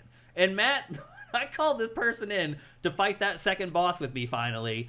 He came in and took him out with 2 spells. He literally cast 2 wind spells and the boss just died. And I was like, oh my god, I do not have to fight the bosses in this game if I don't want to. I mean, that's how Dark Souls is too. Really? You summon someone who knows what they're doing. I mean, I'm sure you've seen the clips from Elden Ring of that guy who's just named Let Me Solo Her. Yeah. Like, people, you just go in and... That's like their job. Yeah, people go in and just stay here. Can you call him specifically? I don't know. In this, it's random. Like, you can't even look at a list and pick from. Dude just is warped into your game, and whatever you get is what you get. Most of the time when I've summoned, like, a co-op partner for a boss in any of those games, they have been very good at what they were doing. Yeah. And I've done that too. I've gone to old bosses and like let people summon me and just like rip them apart and like everybody waves and that's the end. You know. Well, this game is so freaking complicated. Like after they do that, I'm like scrambling trying to figure out how to use emotes because like everything in this game is like hold this button and hold these 2 other buttons and hold this and then tap this other one and then that is the same with Code Vein. Like there's Code Vein's like that motherfuckers. Too? You have to stop. You got to fall out of love with the bumpers. Yeah, like stop it. Yeah. Like, I don't need a modifier for everything. So this game you have to, because there's so many freaking systems in this game. This is set in 1572 CE. I could tell because of the demons. Yeah, of course. Yeah. But here's this giant enemy crab. So, Matt, this is another game that is very similar to Assassin's Creed Shadows. You can play as a samurai or a ninja. Except in this, it is actually handled far better because you can swap on the fly. You can just tap R2 and immediately swap to the other one. And not only that, it's built into the gameplay. So the enemy's biggest attacks are red. If you time switching your character, when that red attack lands, you do this crazy like counter like finisher move. So they not only can you swap at any time, instead of having to go to a menu like you did in Assassin's Creed Shadows, it's tied into the combat system. Switching the characters, which I thought was really freaking cool. But that is just like I forgot its name now. Now, not only the giant enemy crab game, that was their big thing, was you could switch weapons in real time. Oh, you're right. That's I forgot about that actually.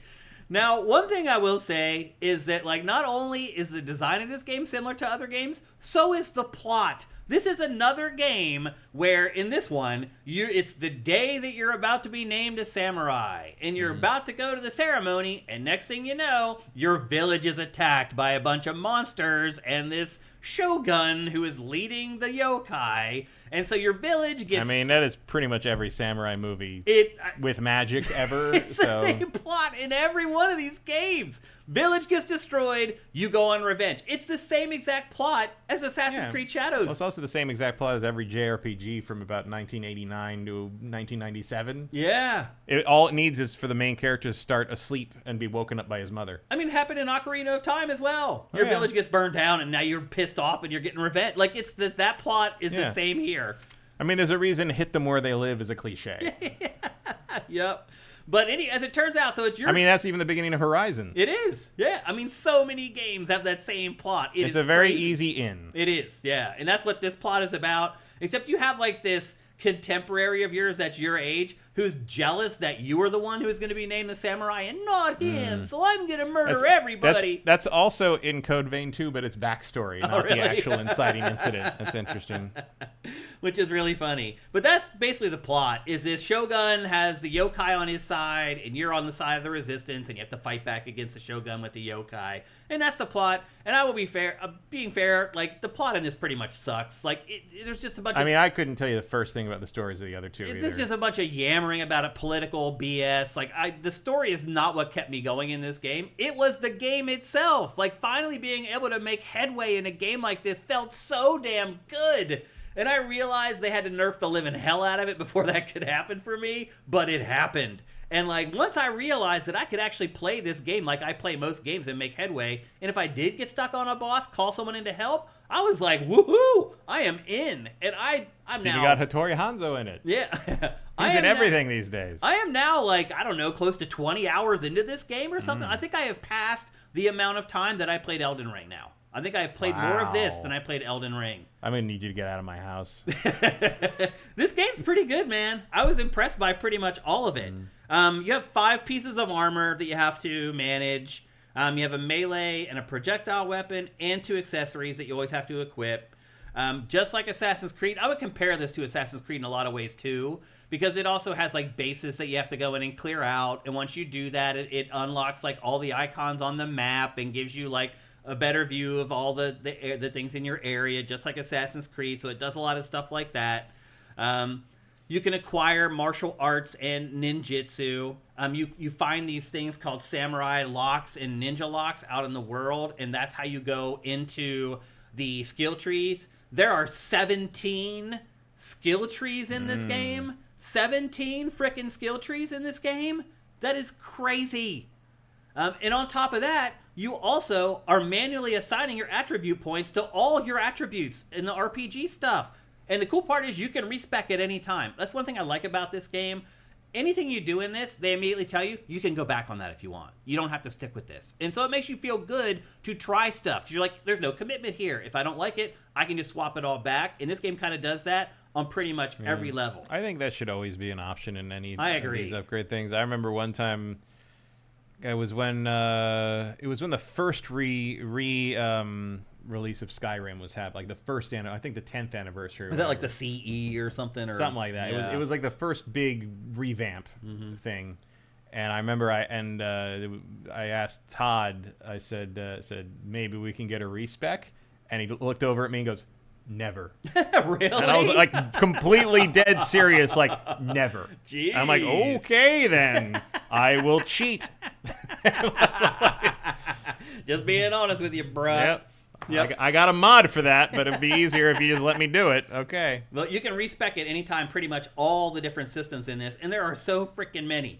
So the shrines in this, the bonfires in Dark Souls, do a lot of heavy lifting. You do a ton of different stuff. They're fast travel points.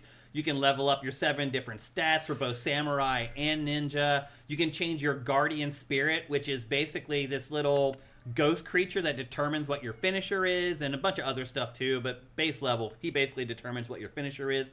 You can switch those up there. You can set up your co-op there, as I mentioned earlier, to summon help if you need it for a boss fight or even just a tough stretch of the game. You also find these things called Kodama and Kodama spirits out in the world. Those have been in there since the first game. Yeah, and they're in this too. And then when you go to the bonfire, you use that to give yourself buffs, basically. You also find Jinzo points that do the same thing. Both of those are redeemed at shrines for buffs. And then it just keeps piling on the options. Like, even like just last night at hour 18, they added a new system on top of all the other stuff that the game is already doing. It is insane. I mean, I would definitely say this game feels bloated. That is one thing I would say, is like there's just too much. Like that honestly seems like a intentional feature of these games these days. It's just so much. Like after a while, systems on systems. Yeah, I started glazing over. Like you can see here the gear. It's another one of those games where you're always running around with like 20 of the same sword, and each one's one more powerful than the others. Yeah, I mean, like it's just it's that thing where it's like, okay, and a lot of times it's like it's all the same systems a lot of the time with different, slightly different takes on they how they work. They do the same thing, but they're named differently. Yeah, you have to learn all the new stupid proper names. It's like having to relearn Destiny 2's background all over. It's like, okay, the tower and then the hunters and the what? And like, what is it? The Majauberhorn. I'm going to come up with my own word for that system where you have to like parry or you get your shield damaged and then the shield doesn't come back unless you do the counter move on this that needs their strength to drop below their health bar, and then you can use the right trigger to hit them with the extra special move that then recharges the gauge that lets you counter. I'm just going to call that the Gazornenplatz now, and you're all going to have to deal with it. Here are the skill trees. These are all the frickin' skill trees in this game. Look at how many there are. And now you see, look at each one, how big it is. What in the Final and Fantasy X? There are 17 of them. That is some sphere grid shit. It is insane. Like, this game is just, I mean, it doesn't. So you just, like, got to pick, like, a couple and focus. Pretty much, yeah. Right? It's very easy to get distracted in this and start doing stuff that doesn't matter. But again, you can respec at any time. So if you screw up, you can just go back and do it all over again. It encourages you to try stuff normally you wouldn't do. And as I understand it, like you're intended to play this game like 3 times. Yeah. I would never, but I think that's what their intent is. That's definitely not happening for me. So anyway, that's sort of the design. The design is insane. Like, there is just constantly stuff. Like, if you stopped playing this game for like 3 months and tried to come back to it, good luck. You would have no clue what all the different systems are and what they do and how they talk to each other. So yeah, there's no shortage of depth in the design in this game. Now, speaking about the gameplay, as I mentioned earlier, you can change your stance at any time just by hitting R2. You can do it in the middle of a combo. Like I said, enemies, when they attack with the red tint to their attacks, you are supposed to switch characters when they land that attack to pull off a crazy counter. So it's, again, that is built into the system, which I thought was pretty cool. Matt mentioned earlier stamina, and it is called ki in this. And you can see it's that meter on the bottom there. It just keeps going down and down and down. And it does drive me crazy. I can't tell you how many times, Matt, I've tried to finish off an enemy, and I can't attack at all. And I'm just standing there. I mean, this is Nioh's always had the thing where if you hit, I think, the right R1, you can bring it all back in the right timing. I hate that. I hate it. It just feels like typing. Why? Why do I have to do that? Why do I have to hit R1 after I hit an enemy to reabsorb some of my ki? I hate it. So again, this is another game where I absolutely hate the stamina system, but the enemies in this are so docile. Like, even when you're standing there a lot of times out of breath, they'll just stand there, and they won't come in and like attack and finish you off a lot of times. He's been on fire all day. He's tired.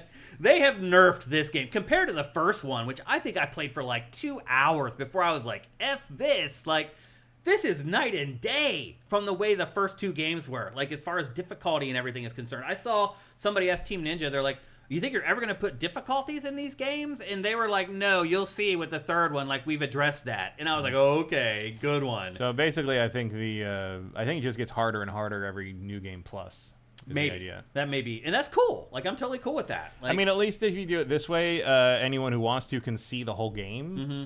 I mean, that's kind of what, like, the thing about the difficulty mode stuff on these kinds of games is, like, there's so much cool art and cool, like, stuff they've done just creatively that a lot of people never get to see because they just can't get there. Yeah. And I've been that way a lot of times. Yeah, like I know many people would like to see all of Bloodborne, but just can't get through it. I just don't want to. I played it. I tried it 3 times. I'm like, screw this. I don't want it. I'm not having fun playing this game. I know. One of my friends constantly asks about a PC version of Bloodborne because he wants to like put a cheat engine thing in it and be invincible and just see the whole game. Yeah, I would like to see it too. I would like to experience it. So this game, if you have had problems with prior Nioh games, this one you can make your way through it. I have absolutely been making headway through this with very little resistance, in all honesty. Now the other thing I would say too is that the stamina is dependent upon the gear that you have equipped. So it's very weird how you have gear equipped that you have a certain weight limit, but you can have 8,000 swords in your inventory. Mm-hmm. But apparently... Yeah, but you're not holding those. Right. It's really ridiculous. You're just thinking about them. Yeah. But your equipped gear changes your stamina. How fast it replenishes, how quickly it goes, really. If you're like right on the edge of your weight limit, your stamina is going to go way more quickly, and that's pretty much how I played the game. I was like, always had the best armor that I could get, and then I was just like, I'll deal with it if I run out of stamina, and that's pretty much how I've been playing it. But yeah, your armor weight and all that stuff does matter. There is encumbrance and stuff like that in this game. And the stamina meter is there, called the key meter or whatever. And then I talked there a little bit earlier about the spirits that team up with you and how they kind of create your finishers for you. They can get a little bit confusing. Like that, so there you see that meter on the left, that little circle. That tells you that you can do that classes or that stance's special attack. And then the little icon of the deer right next to it, that tells you how close you are to pulling off your finisher. And one thing I'll say about this game, Matt, is that I started to pick up on the more that I played it, is that it wants you to use that stuff constantly. Like, there's a whole separate part of this game called, like, the Crucible or whatever. It's kind of like the Dark Zone in the Division. It's this area that you go to that's more difficult. And if you use certain weapons, it takes away your health. It's supposed to be like, it's a Crucible. It's supposed to be a tough thing to slog through or whatever.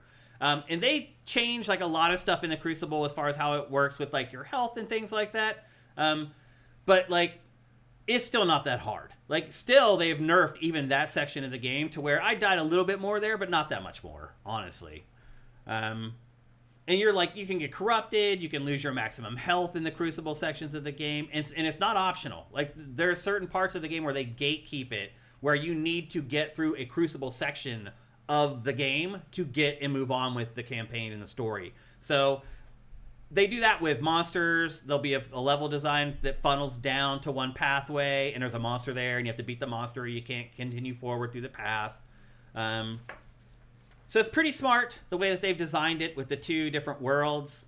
But then, like, the other thing I was going to say is, like, sometimes, like, the messaging from the game isn't great. Like, you'll initiate your finisher. I've wasted, like, my first 4 finishers, I think, because, like, I activated them. I didn't know how to actually put them into use. So the game's messaging isn't great on that stuff. It does let you kind of figure out some things on your own. You know, games don't get instruction manuals anymore, so you got to figure out a lot of stuff on your own anyway. You're looking at the graphics. What do you think of them, Matt? They look fine. Yeah, they're kind of B tier, though. I do think, and I don't know if it's just a matter of time. This series has always looked a little overly busy to me. Yeah. Lots of colors, lots of detail. A lot of particles, a lot of effects. Here's what I was talking about. Here, I signed up with someone to help me fight this boss, and watch him. He just wipes the boss. He just melts the bar away. Look at that. I attacked him once before he died.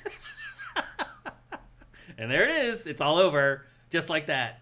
And so you don't have to, you don't get to worry about getting stuck on bosses. Because the other thing, too, is that the currency that they give you that you need to spend to bring someone in to help you, 4 hours into the game, you have tons of it. So you're not going to run out of the currency that you need to bring someone in. Now, every once in a while, you'll get screwed. Someone will come in and they'll be a jerk, and they'll just grief you, or they'll die instantly and make you waste your cups or whatever. But, I don't know, 4 out of the 5 times I called somebody in, they were good. And they came in and helped me, and actually helped me beat enemies that I was unable to beat on my own after I had tried a bunch of times. So I like that. I like that I can try it until I get really frustrated and don't want to try it for the 50th time. And I can call somebody in, and they can come in and help me, and I can move on and keep playing the freaking game. Yeah. So that's Nioh 3. That's pretty much all there is to it. It definitely is a cross between Elden Ring and Assassin's Creed. That's probably what I would best describe it as. It is definitely the furthest I've ever made it in a Nioh game, and probably the furthest I've ever made it in a Souls-like, which I am very proud of. Yeah. Are you surprised to hear this, Matt, about Nioh 3? A little bit. I mean, it seemed kind of part of the brand to just be like a hard as nails, overly complex. Like, you're gonna have to make this your whole life for the next 3 months. I think they decided to, we need to open up the market to this, because I think the last one didn't sell as well as the first one. And you don't want that trend of it going down. Yeah.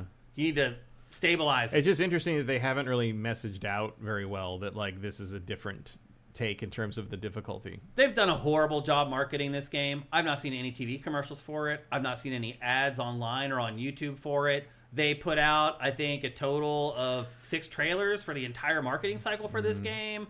They didn't flood the zone the weeks leading up to its release. I do feel like this game might be forgotten. Maybe. But I am pleasantly surprised by its Metacritic score. It's sitting at an 86. It is up there, yeah. And I drafted it, 5th or 6th or something like that on my team, so I was pretty happy with that ultimately. And now that I've played it, I agree with those scores. This is a really good game.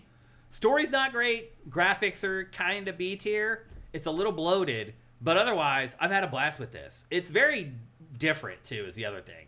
Even though it has a similar plot and setup, it it feels different than those other games. Just the way it kind of approaches these things, the characters, how they react to things. I don't know if I ever need to fight a yokai again, though. Yeah. They look cool, but it's like I don't find fighting monsters that interesting in games like this. Like I find fighting like more humanoid or more like kind of it's hard to describe. Like, I've talked about that before too. I hate fighting robots in games. It's like a soulless thing. I hate it. Like I don't care. But this, you're right. Good luck with Pragmata, I guess. Yeah, seriously. I have reservations about that because of it for sure. But I agree with you. I think humanoid or even mutated humans that have turned into monsters are far more effective than just the monsters. But I'll say this too. The enemy variety in this is great. A lot of games like this, you fight the same dudes over and over and over again. I was constantly discovering new enemies in this to fight. And they all fight completely differently. They all have their own attack patterns. Some are very unpredictable. A lot of them sound like the demons from the Evil Dead franchise. They have this weird, like, modulated scream that they do that freaked my wife out. Every time they did it, she'd be like, oh, that gives me chills. But you're right. Because there's like a sort of an art style to this game, a lot of the creatures do kind of blend together as far as their looks are concerned. And some of them just look downright goofy and stupid, for sure. But others are kind of awesome. So it's a mixed bag, but ultimately I think what's most important is that there's a variety. And so you're not fighting the same enemy types over and over and over again. And there's some cool missions too. Like there's this one mission where this person is missing and you go to this area to try to look for them. And you do a bunch of rigmarole stuff, and you eventually find all the clues or whatever, and you figure out what's happened to this person, and then a mini-boss shows up, and you have to fight the mini-boss to actually finish off the mission. And that's what showed me how this game is different from all the Souls-likes I've played before. In the past, when that dude came walking in, I would just quit. I'd be like, oh, I just did this whole freaking quest, and now you're going to make me fight this boss to finish the quest? F you. I probably will never beat him. F you. In this, I just fought him and beat him. My first try. So there's a bunch of voodoo going on with this game that has made it, one, a Souls-like that I can actually handle and play. But two, with the cooperative stuff like that, even when you do get stuck, there's an easy way out. So yeah, I can't believe how much I've liked Nioh 3. I still want to play it. Like, I am nowhere near finishing it. And the crazy part is, again, last night, there was another system that was added on top of everything else. I don't know if that's going to keep happening, but damn. Like, they just keep piling it on, and I could see for Nioh 4, if it happens, they could pull back on that stuff a little bit. But it feels like that never happens, Matt. Developers are never like, what can we take away? They're always like, how can we add something else on top of this thing we already have? Well, unless they're making Horizon. Right. Yeah, that's a good point. Well, we took away all the interesting stuff and the good graphics. But it was quite liberating to enjoy a Souls-like for me, Matt. It's something that I have wanted to do for a really, really long time. I could never find the game that would let it happen until now with Nioh 3. Do I wish it was Bloodborne? Yes. Do I wish Elden Ring was as easy as this game? Yes, I really wish it was. But like in Elden Ring, I could die out in the open world. I could make a mistake and I could get hit twice and I could die. That doesn't happen in this game.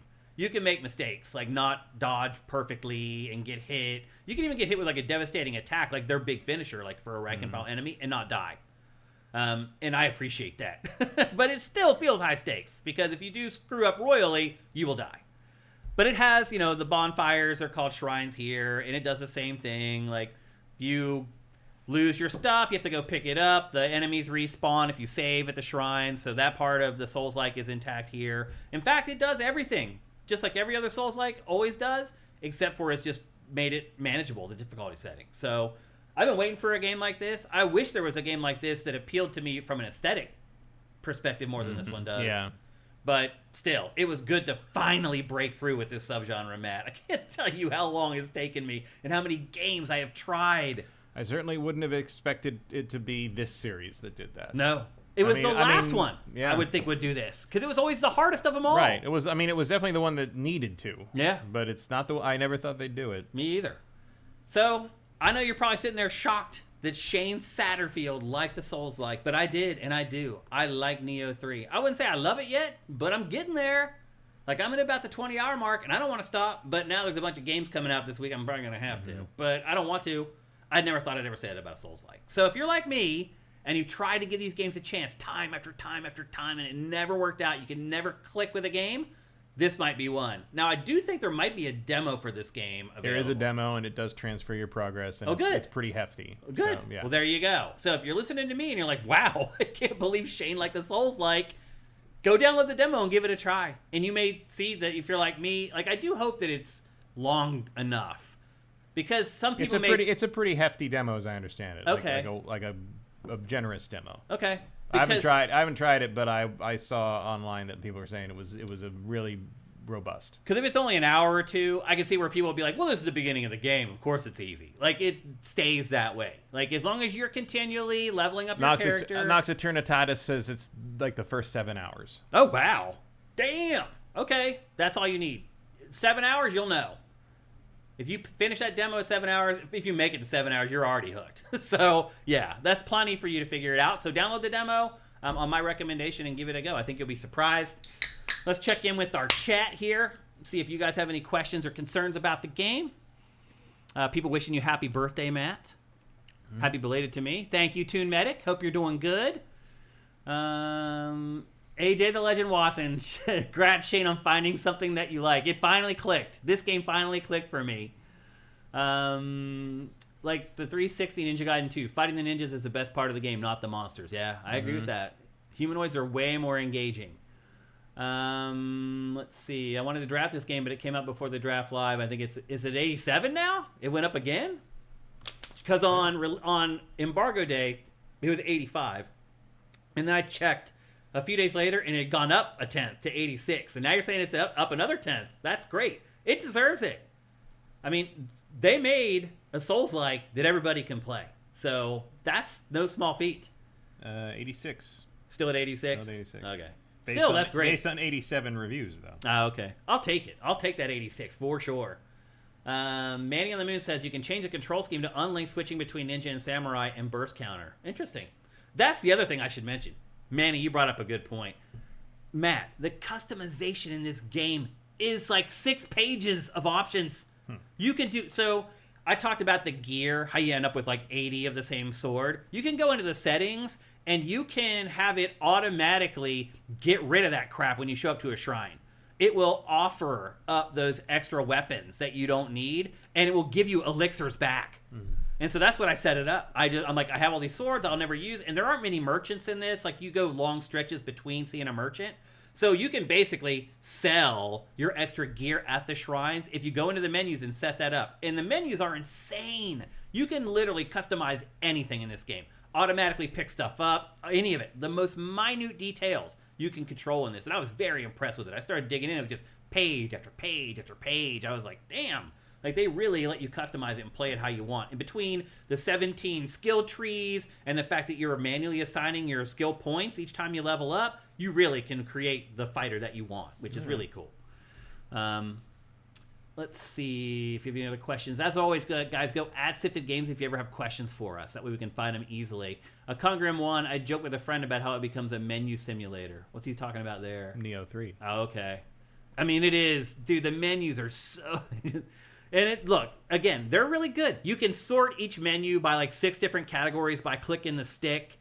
And so you can find what you're looking for, but sometimes it's just so overwhelming. Like, you start getting into the menus and it just goes on and on. It's really nuts. Noxatornitis, Nioh 3 is refreshingly streamlined. Really? You think it's streamlined? I didn't play Nioh 2 hardly at all. So I don't know if it's streamlined compared to Nioh 3 US, refreshingly streamlined. Maybe they... I thought he just meant is instead of U.S. U.S. The capitalized would indicate United States version. Yeah. Not sure what that means. Maybe the English localization made the menus simpler. I don't know. Maybe. Had this in my cart on Amazon for a while, just thinking about it. Maybe I will get it. Yeah, I mean, I think if you're on the fence about this game, you should get it. Yeah. I think if you're considering it, you should buy it. I'm considering de-leveling, but dropping Amrita feels counterintuitive. Yeah, you can totally do that as well. Like, I mean, the game gives you a lot of leeway to basically do what you want, like to kind of go back on decisions that you made. It is fun. What is he saying? It's fun to take your time and just combo everything. It opens up a lot more in the second map, though. Also got too over-leveled on the map, so just stopped. Yeah, I didn't have to really go back and do... Again, you don't have to go back and grind if you can just call some level 40 dude to come in and just wreck shop for you. Like, you don't have to go back and grind to, like, fight bosses if you're getting your butt kicked by bosses. Now, maybe when you get to hour 40, like, the cup cost to call somebody in blows up or something. Maybe then it changes, but for now... Usually that stays the same because they want to encourage people to do it. The online co-op. Okay. Congrim, my biggest problems are the abundance of loot. Too many micromanaging stat systems as they all have an impact. They do, but you're right, man. It's just so much loot. I didn't really see that I didn't think this game was like that. But every time you kill an enemy or open a chest, it's like 5 things fly out, and you can pick them all up, and like... It reminds me of Rise of the Ronin. Yeah. Yeah, a little bit. Had a loot overabundance problem, too. Yeah. I mean, so did Assassin's Creed, to be fair. Yeah. But it didn't pop out glowing like fireworks the way like Ronin did that a little bit, I think. JM Rain says, I'm taking my time. I'm level 39, but haven't unlocked the level 20 area in the game. Yeah. I mean, it's kind of open world. You can go back to places that you were been previously. It doesn't like just cut you off so you can't go back. So I guess in that way, maybe it is open world. Kind of. Had only a few troublesome bosses, mainly the side ones, the deadly sins. Interesting. Yeah. Okay. Doesn't look like you guys have any questions. Looks like some of you guys are already playing. So then you guys know already that it's much easier than most Souls-likes. Corey Film, thank you for subscribing to Twitch Prime. That's awesome.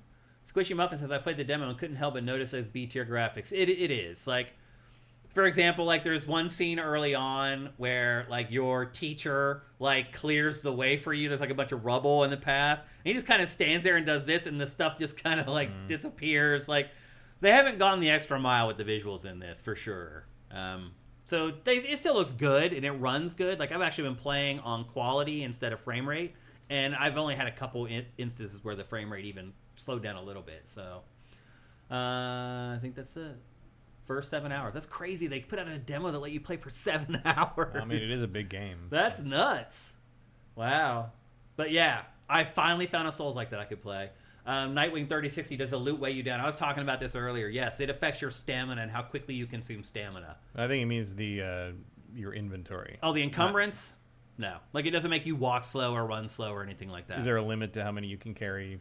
I never hit the limit, so I don't think so. But maybe. Maybe eventually there is. But like I said, I figured out pretty quickly that I could like give away my extra stuff and get elixirs back.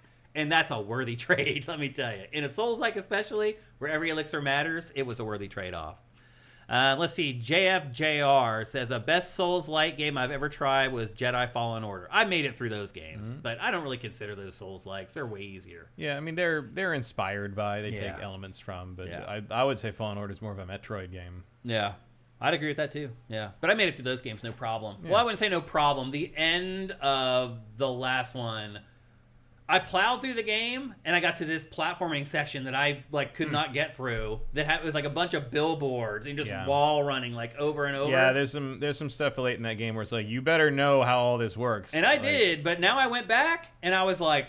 That is a hard game. It's hard to get back into the groove on that. I did, because I was like 40 hours in. I didn't want to start over when they did the updates and made it run better and stuff. And so basically I just wandered around the like the desert area and just got in fights until I remembered how everything worked. Yep. Because I was so far into the game that it was all like the high level enemy, like the giant dragon things and like the death troopers and shit walking around. I was like, okay, I guess we'll just keep going until I stop dying. And eventually I got it. I remembered how it worked. But I did that with Final Fantasy Rebirth. It wasn't even that I was stuck. I just had to move on. Yeah, I went back to play it again. I was like, I have no idea what the hell I'm doing. And it took me a good like hour and a half to figure it all out again. So sometimes you got to do it. But anyway, hell hath frozen over, Sifters. Shane liked Nioh 3 and gave a positive review to a Souls-like. The world may be ending. I mean, you kind of liked Elden Ring. I did. Yeah, I like moments of Elden Ring. But I wish the open world was just a little bit easier. And it is here. Like, I still felt like I could die at any time in Elden Ring if I did something stupid or wasn't paying attention or got lazy or whatever. In this, you can get a little lazy and you'll still survive. It may teach you a lesson that you won't repeat again, but you'll survive. So, anyway, I enjoyed Nioh 3. I never thought I would ever say that sentence. Next up, the other Souls-like that we are covering in today's show. And like I said, we kind of Rochambeaued. I got Nioh 3, which worked out great for me. And Matt got Code Vein 2. Did it work out great for you? Not so much. mean, I don't know. No? It's I never played Code Vein. Oh, you didn't play the first one? I just didn't get around to it, even though I guess you can get it for like $4 or something now on like the Steam sale. But it's just, anime a vampire thing. I didn't care. Yeah. I mean, whatever. From what I can gather, this is almost unrelated to Code Vein. Oh, really? It takes place in a completely different, like, kind of future time where I think the events of the first game are like legends now.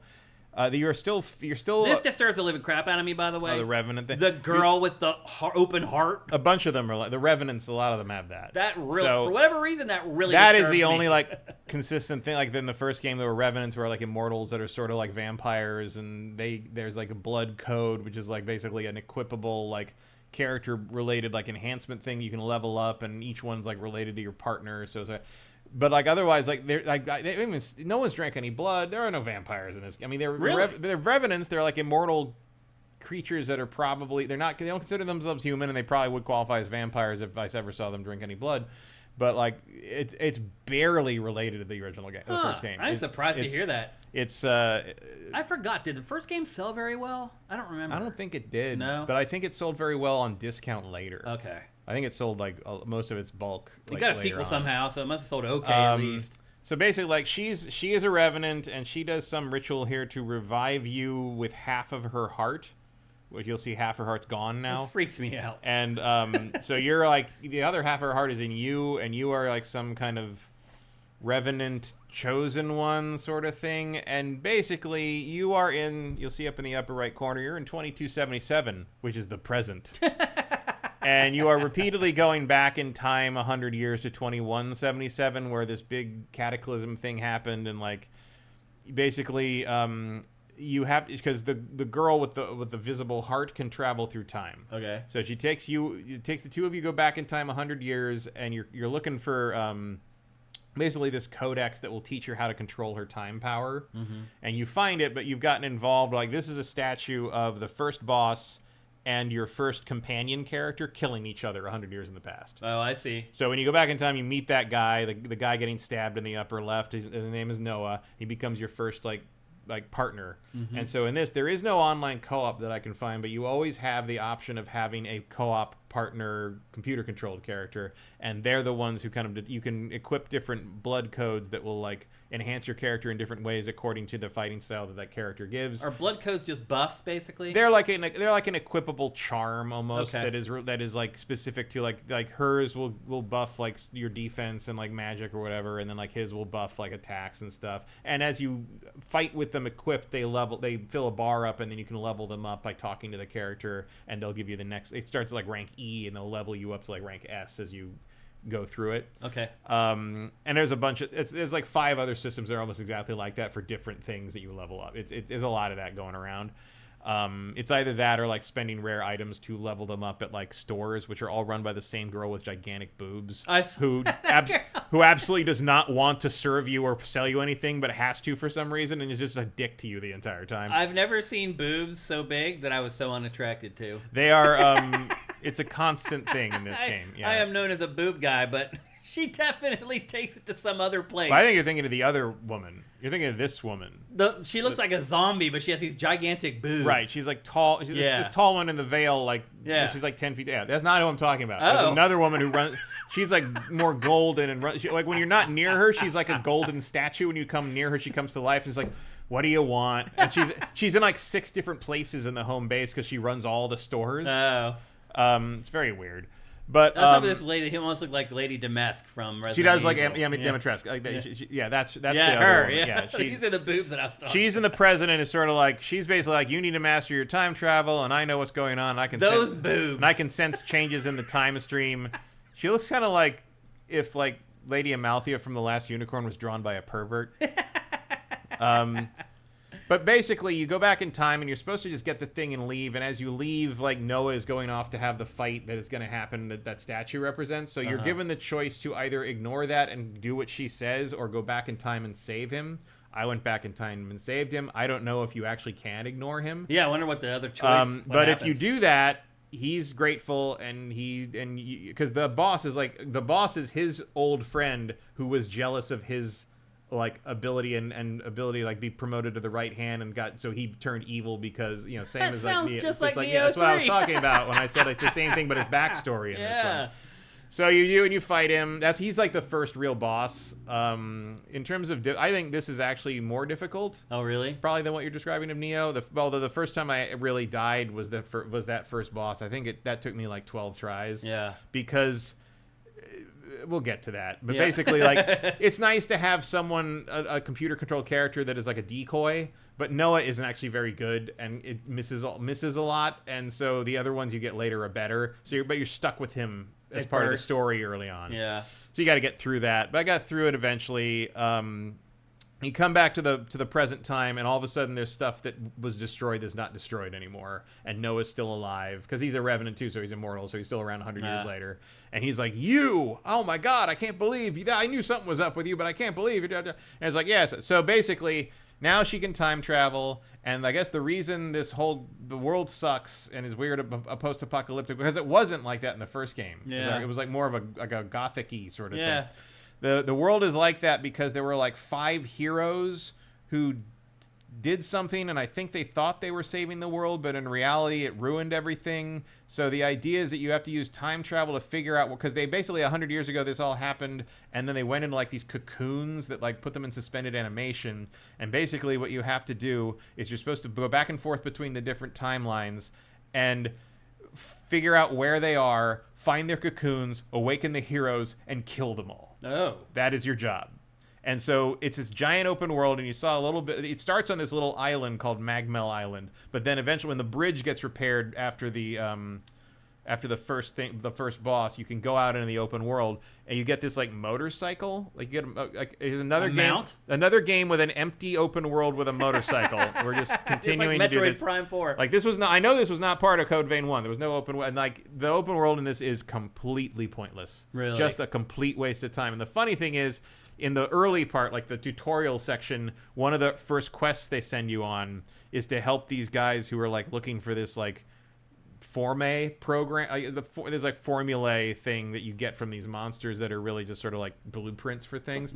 And you get them, it's like, oh, we're going to restore this motorcycle and it's going to be amazing. You'll see. And then like when you jump back to the present and you go over to the bridge, there's like this magic thing that arrives, and it's like from 100 years ago, and it's the guys who fixed the motorcycle. It's like, hey, this is for whoever helped us, and we know you're doing some weird shit, so here's that motorcycle we promised you. And this motorcycle appears out of nowhere, and like they play this music that's like, you'd play it when someone won the big baseball game at the end of the inspirational sports movie. It's like strings and oboes, and I'm like, and then you get on and they're like, well, I guess we might as well use the motorcycle. You get on the motorcycle, and it goes like maybe 10 miles an hour faster than you run. And I was like, what the fuck is this? It's barely moving. And then the girl with the visible heart goes, oh my God, we're going so fast. And I'm like, what the fuck are you talking about? This isn't any better than walking. But so like, yeah, you have to drive this motorcycle around, which blows up if you go over like the wrong crack. And it doesn't hurt you or anything, but it's just like, still, why? pain, what is the purpose of that? And it's upgrading you have more Estus flasks, and you can have Estus flask does more healing. That's there, you know what this is. Yeah.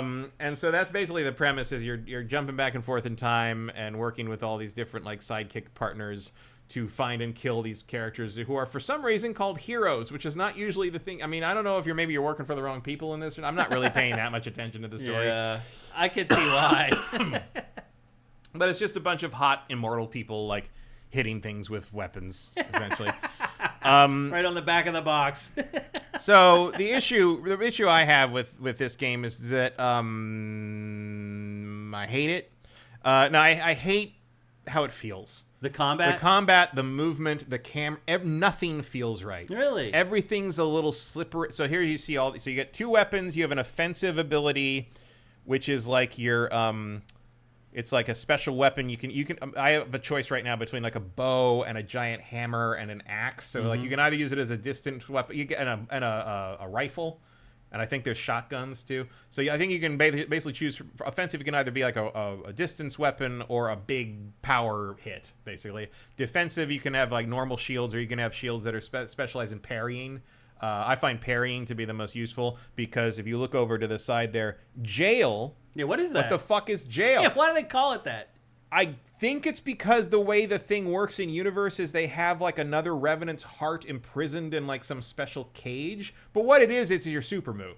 Just call it the super. I hate when games do this. Just call it the freaking super. It's all the same things you've already had in all these other same Souls-like games. Yeah, they just change the names of everything. Call it the same thing. So and early on they don't explain it until later. So early on it's like you can't do that because your jail isn't high enough level. I'm like, what the fuck does that have to build a prison system too? Like, what do you? I don't want to do any of this. So the jail thing is basically like, so when you counter enough or you hit them enough and stagger them enough, and you'll get the thing where like they do in Dark Souls where they drop to their knee and you get a little red dot on them. Yeah. So you hit the right trigger and you do your jail super move to them, which usually just takes a bunch of life off and recharges your Ichor, which is like your magic bar, basically. Again, just call it magic. No, it's all got to have a different name. Don't need to call it I'll get different names. You see all this. Look at all these stats. I don't know what any of this means. I don't even. Like, sometimes things that go up are blue. Sometimes things that go up are red.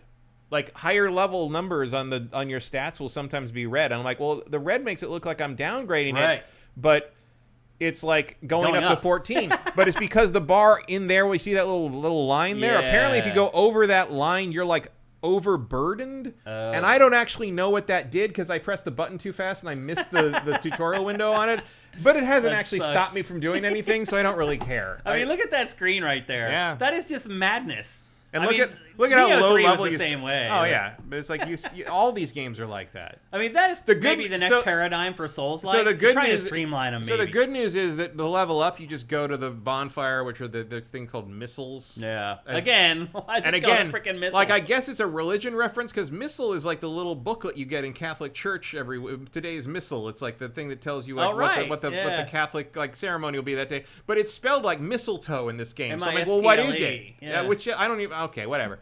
But it's a bonfire. You rest there, the enemies respawn, you can level up, you can change shit, da-da-da-da-da. Yeah. When you level up, you just spend the amount of souls. I don't remember what the actual name for them is because I don't fucking care. Yeah. But you spend that amount, and it just levels you up. You don't pick which fucking stats to upgrade. It just levels you up, and your partner levels up with you, and you get noticeably stronger, and it actually feels pretty good. Well, at least you're noticeably stronger. That's good. I was level 20 or something by the time I left the starting island. Like it's not like you level up fast in this if you're not dying left and right. Wow. But the thing is, like, it just doesn't feel good to move. Like the movement is slippery, the combat is a little slippery, the hitboxes are inconsistent. The biggest problem is there are invisible walls everywhere in this game. Really? The first 3 times I died to the first major boss, it's because I was going into that arena and I would try to circle around him, and I kept getting stuck on corners of the architecture I couldn't see because I wasn't at my back to the wall, and it doesn't let you slide along like corners of things. It just gets you stuck there, and then you get killed because like the bosses in this is not as easy, I think, as what you're describing in Nioh 3 in terms of the open. So this is like the jail hit, like that. It's not as easy as in like the open world stuff, but it is like you're gonna be mostly fine out there. It's always crazy when you do an attack like that and the guy lives. And and then the boss can kill you in 3 hits. Very easily. These guys take a longer time. The other interesting wrinkle, and I don't know if the first game had this. I don't know about the partner thing was in the first game. I really don't know much about it.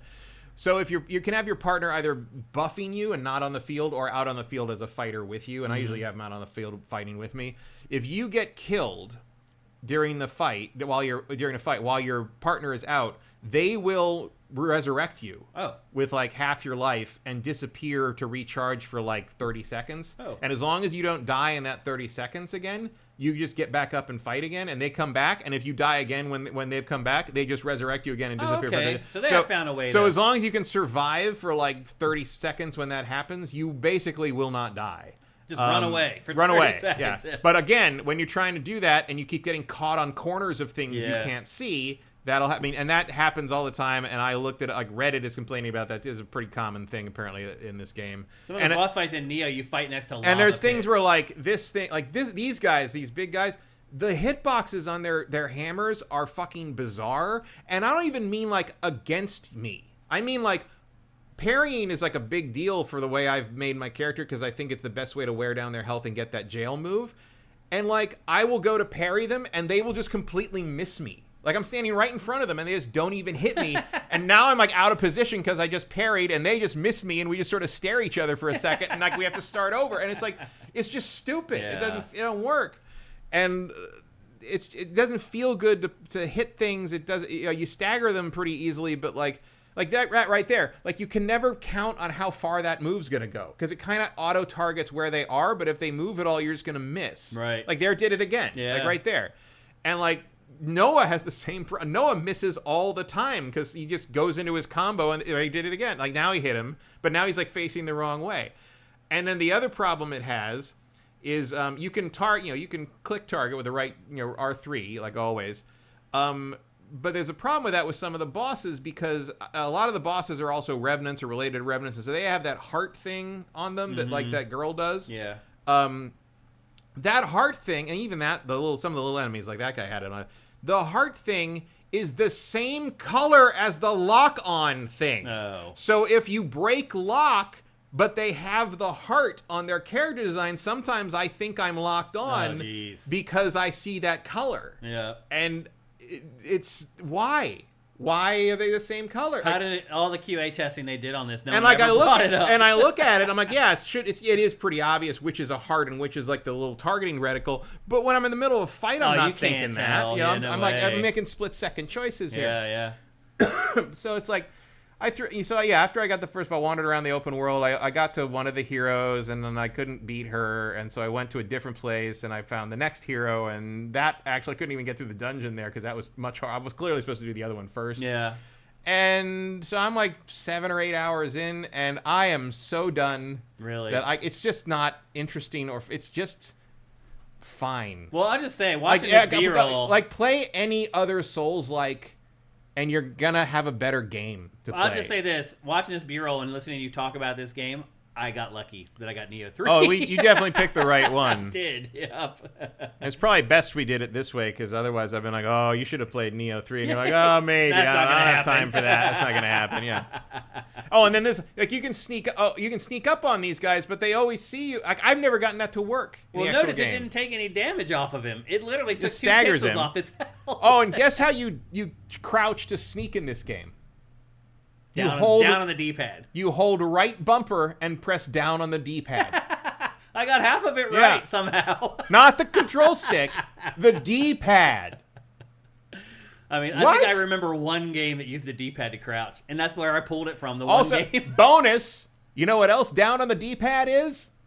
Use a health elixir. You use an Estus flask. You know what it does when you do that with full health? It uses it up. Oh, man. Dark Souls don't do that shit. It won't let you use it. It knows you don't need to drink anymore right now. But so if you don't get that right, you want to duck real fast and you don't do it in time, you just wasted your fucking... Now you got to go back and you either live without it or you go and refill it and like reset all the enemies again. Nioh 3, clicking the left stick will make you crouch and sprint. That usually won't screw you to the point where you may die or whatever. Again, but same thing. Here, hit the thing to go through the fog gate. Yeah. And here's the boss fight. This is not a real boss fight. This is like a mini boss. This is a little dungeon. Again, so I did this dungeon first.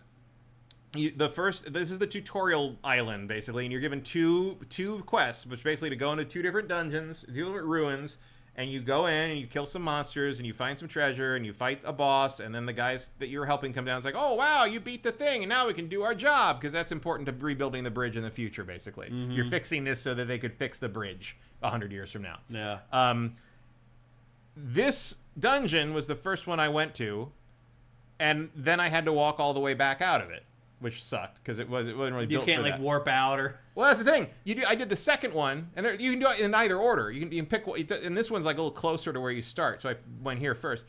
This is the second one. At the end of this one, it tells you, oh, click the little like monument thing, and you can teleport to the beginning of the dungeon. Like, why didn't you fucking tell me that in the other dungeon? Why didn't you tell me that in both dungeons? What the fuck are you doing? What the fuck? That's poor game development. I mean, that's just all there is to it. It's just not keeping track of everything, and is that. Back when we used to go to Japan all the time, one of the things that Adam used to talk about was how much he loved that being in Japan, everything felt like it had like 5 minutes more thought put into it. Yeah.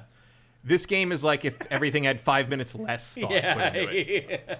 Like there's so many things in this where I'm like, that's a solved problem. Right. Like every other Souls-like I've played did that differently, and it was good, and you just didn't.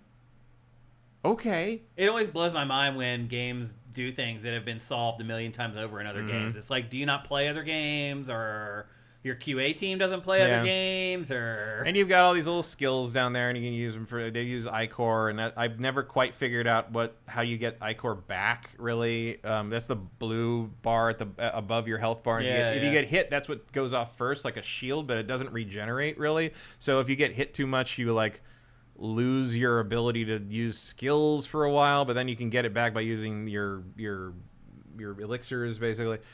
I don't know, man. It sounds like Nioh 3 is just tons of systems on top of systems. It is systems on top of systems, but there's not really a reward for it. Like, I don't understand what half the systems do, and I'm getting through this pretty much fine. Yeah. Other than the bosses.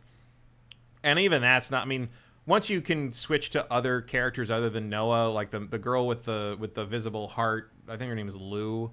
She casts this ability that basically slows the enemy down by like 2/3 speed, that and helps. like that's like okay, that works. Yeah, you just keep doing that, and we're gonna get through this okay. Yeah. And there's a whole system where like the red versus the white flashing health, and they can get their white health back if they do something before that. I don't fucking remember. They probably just move their arm or whatever. It's like something with like it's like damage that your partner does versus what you do, and like they could lose it permanently if you do. I don't know anymore, man. Yeah. Like I just want to go home. Like there's a point at which it's just so like I played so many of these games, and it's just that none of them are as good as what From does. So like what are we even doing? What's the point? Yeah, everyone's trying to crack that nut. And I get it in the sense that like From kind of stopped. So it's like everyone wants to like fill that hole. Yeah. But there are way better ways to fill your hole than this game. Put that quote on the back of the box. You put that one on the box, Namco. Go knock yourself out. With an image of the creepy big boobs.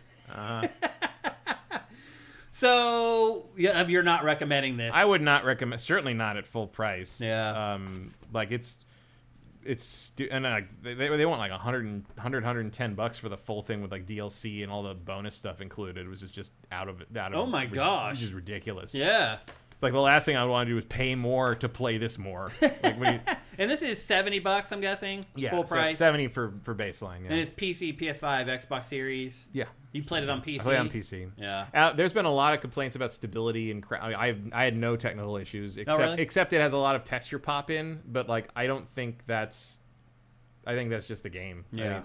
But I didn't have it. It didn't crash. I didn't have like frame rate issues. I didn't have any of that. And people have been having that, so I got it. But it ran fine, other than like it like just textures. Every time it changes angles in cutscenes, everybody's clothing sort of like it has a split second where it becomes high res. Yeah. And I even updated. Lots of games do that. I updated the graphics drivers for my card, and it didn't fix it. So clearly, it's just the game. Yeah. So yeah. Okay. Well, there you go. That's Code Vein 2. We have a thumbs up for one Souls-like, Nioh 3, and a thumbs down for the other Souls-like, Code Vein 2. And I think if you look at Metacritic, I think that falls in line. I haven't looked at Metacritic. I think Code Vein 2 is at like a 7 or something like that, somewhere around there. That's high. You think that's high? I think so. I think I saw one major outlet gave it a 6 or something like that. None of the reviews were glowing. Like, none of the reviews were like, yeah, you should buy this. You should totally buy this. I don't think so. And also, like, if you like the first one, like, this doesn't seem to really be related to it beyond, like, some terminology. It's a 70, yeah. Yeah. But the user reviews are 5.5. And wow. And for once, you know it's not because of woke, because there's tits everywhere. So, like, this is actually people's real opinions. Yep. They're legit. Okay. Well, there you go. That's Code Vein 2. Again, it's available for PC, PS5, and Xbox Series, though we do not recommend it. What in the hell are people smoking? Where? Just one of the user reviews. I'm just on the Code Vein 2. Oh, that's a huge mistake. User review on the latest user is a 10 out of 10, and the first line is exquisite storytelling. I'm begging you to pick a book up, like anything, like read a fucking ingredient label. Jesus Christ! He may be 18 or whatever. You don't know who's writing these. I had better taste than that at 18. I don't cut anybody any slack for that. I did shit. too. CFHX, thank you very much for your super chat. You have a question for us? Oh crap! I didn't write anything. Thanks, boys, for the great show. Long live the SSS show. All right, thanks, man. That's cool. Let's see if you guys had any questions about this game for Matt. I'll scroll up very quickly. Joaquin Dragoon says, yeah, that motorcycle needs a speed bump. Yeah, it's awful. I mean, maybe you can upgrade it later. I don't know, but like what it initially starts as is the most anticlimactic with all the music and all the build up, and I was like, oh my god, and like you get on, it's like it's like getting on a fucking Lime scooter. It's just the worst. Saturday Night, it says Nioh 3, Back to the Future, Code Vein 2, Dragonheart. And it is Lou, apparently, is the one girl. Josie drinks your blood. Joaquin Dragon says, I like this game. The story is better than most Souls-likes. Interesting. Okay. I think those are the only comments we got about this. So I think you're on an island there. No one else seems to all that enthused by it, unfortunately. You're on Magmel Island, all by yourself. Yeah. I only remember that because it's just such a dumb word. Yeah. All right, let's move along. Next up, we're going to talk about the Xbox Next. Somebody that we quote a lot here on GameFace, Jez Corden from Windows Central, put up a huge feature-length story yesterday, and he is the insider at Xbox. I don't know who he knows or what. Matt, somebody gave me crap for propping up Jez Corden on our YouTube. They said that I'm stupid for giving Jez Corden props. They said he's not a journalist, he's just a whatever, and I'm like, he's breaking all the stories, man. I don't know what to tell you. Yeah. Like, I mean, he could be a welder for all I know. Yeah, I don't care. He's giving us telling the me what's happening. Yeah, and he's right every time. Well, Jez Corden just released a bunch more information about the next Xbox, and honestly, it isn't all that different from what we've been hearing so far, other than he said that basically it is going to be a PC that is going to run Windows. It's kind of what we thought. Don't forget, Matt, I have been saying that Microsoft should make an Xbox that ran, to be fair, I said like a lighter version of Windows. It could still do word processing and surf the internet and stuff Windows like that. CE. Right. You could call it the DreamX Yeah, cast. like I've been saying they should do that for forever. He's saying it's going to happen. But not with like a smaller version of Windows, like a full version of Windows. I mean, that was the original idea for the Xbox. Right. That's why it's for DirectX. That's why it's called the Xbox.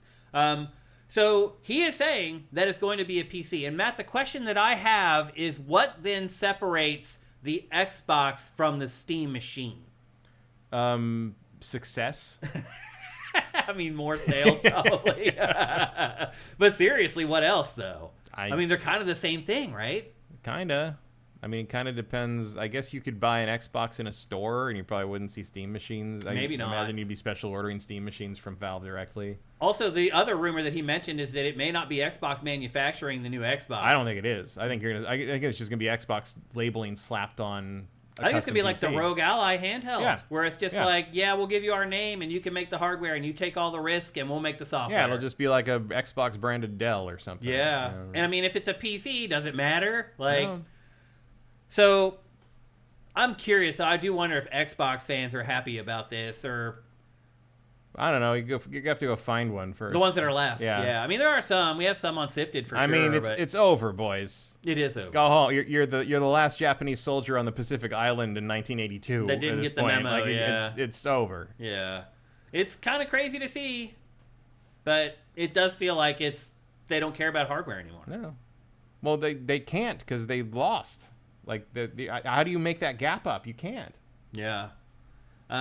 And they're going to allow Steam on there, so then you wonder if Microsoft... And Epic and I mean, basically everyone's saying they're going to be in there. So. Which also makes me wonder now, we asked a few weeks ago, like, why would Microsoft drop the ability to sell movies and TV shows on its online storefront? And it sounds like Microsoft doesn't care about its storefront at all anymore, which seems crazy. Because that's why a lot of people build hardware, so you shove people to your storefront. Right, but I mean, this might obviously change in the relatively near future. But right now, I would imagine, like, internally, the point is just to, like, stealth Copilot into your home. Like, you think so? Yeah. Yeah, I think Teams or whatever else. No, Copilot, the AI. The AI stuff. They want the AI stuff to run this thing. That's what this is. Interesting. Just like they were shoving it in all the Windows updates. Do you think there's going to be like a pricing war between Steam Machine and Xbox Next? No. No? I think the Xbox is going to be vastly more expensive. You think it'd be more than the Steam Machine? I think the Xbox is going to be like $1,500. Really? Yeah. I mean, right now with the price of components and tariffs, I don't know how you release a console for a bleeding edge console for less than $1,000. Well, especially because they like the people keep saying, including Jez, keep saying next year.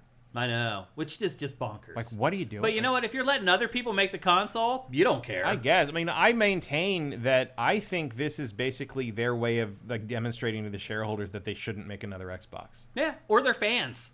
Yeah, maybe. I mean, whatever. Because they're the ones who probably really are going to be the hard convincing. It's like, hey, fans, you can't afford this, so you'll never own it. Hey, shareholders, look, it didn't sell anything, so we should stop making hardware and focus on software and the Copilot shit. Here we go.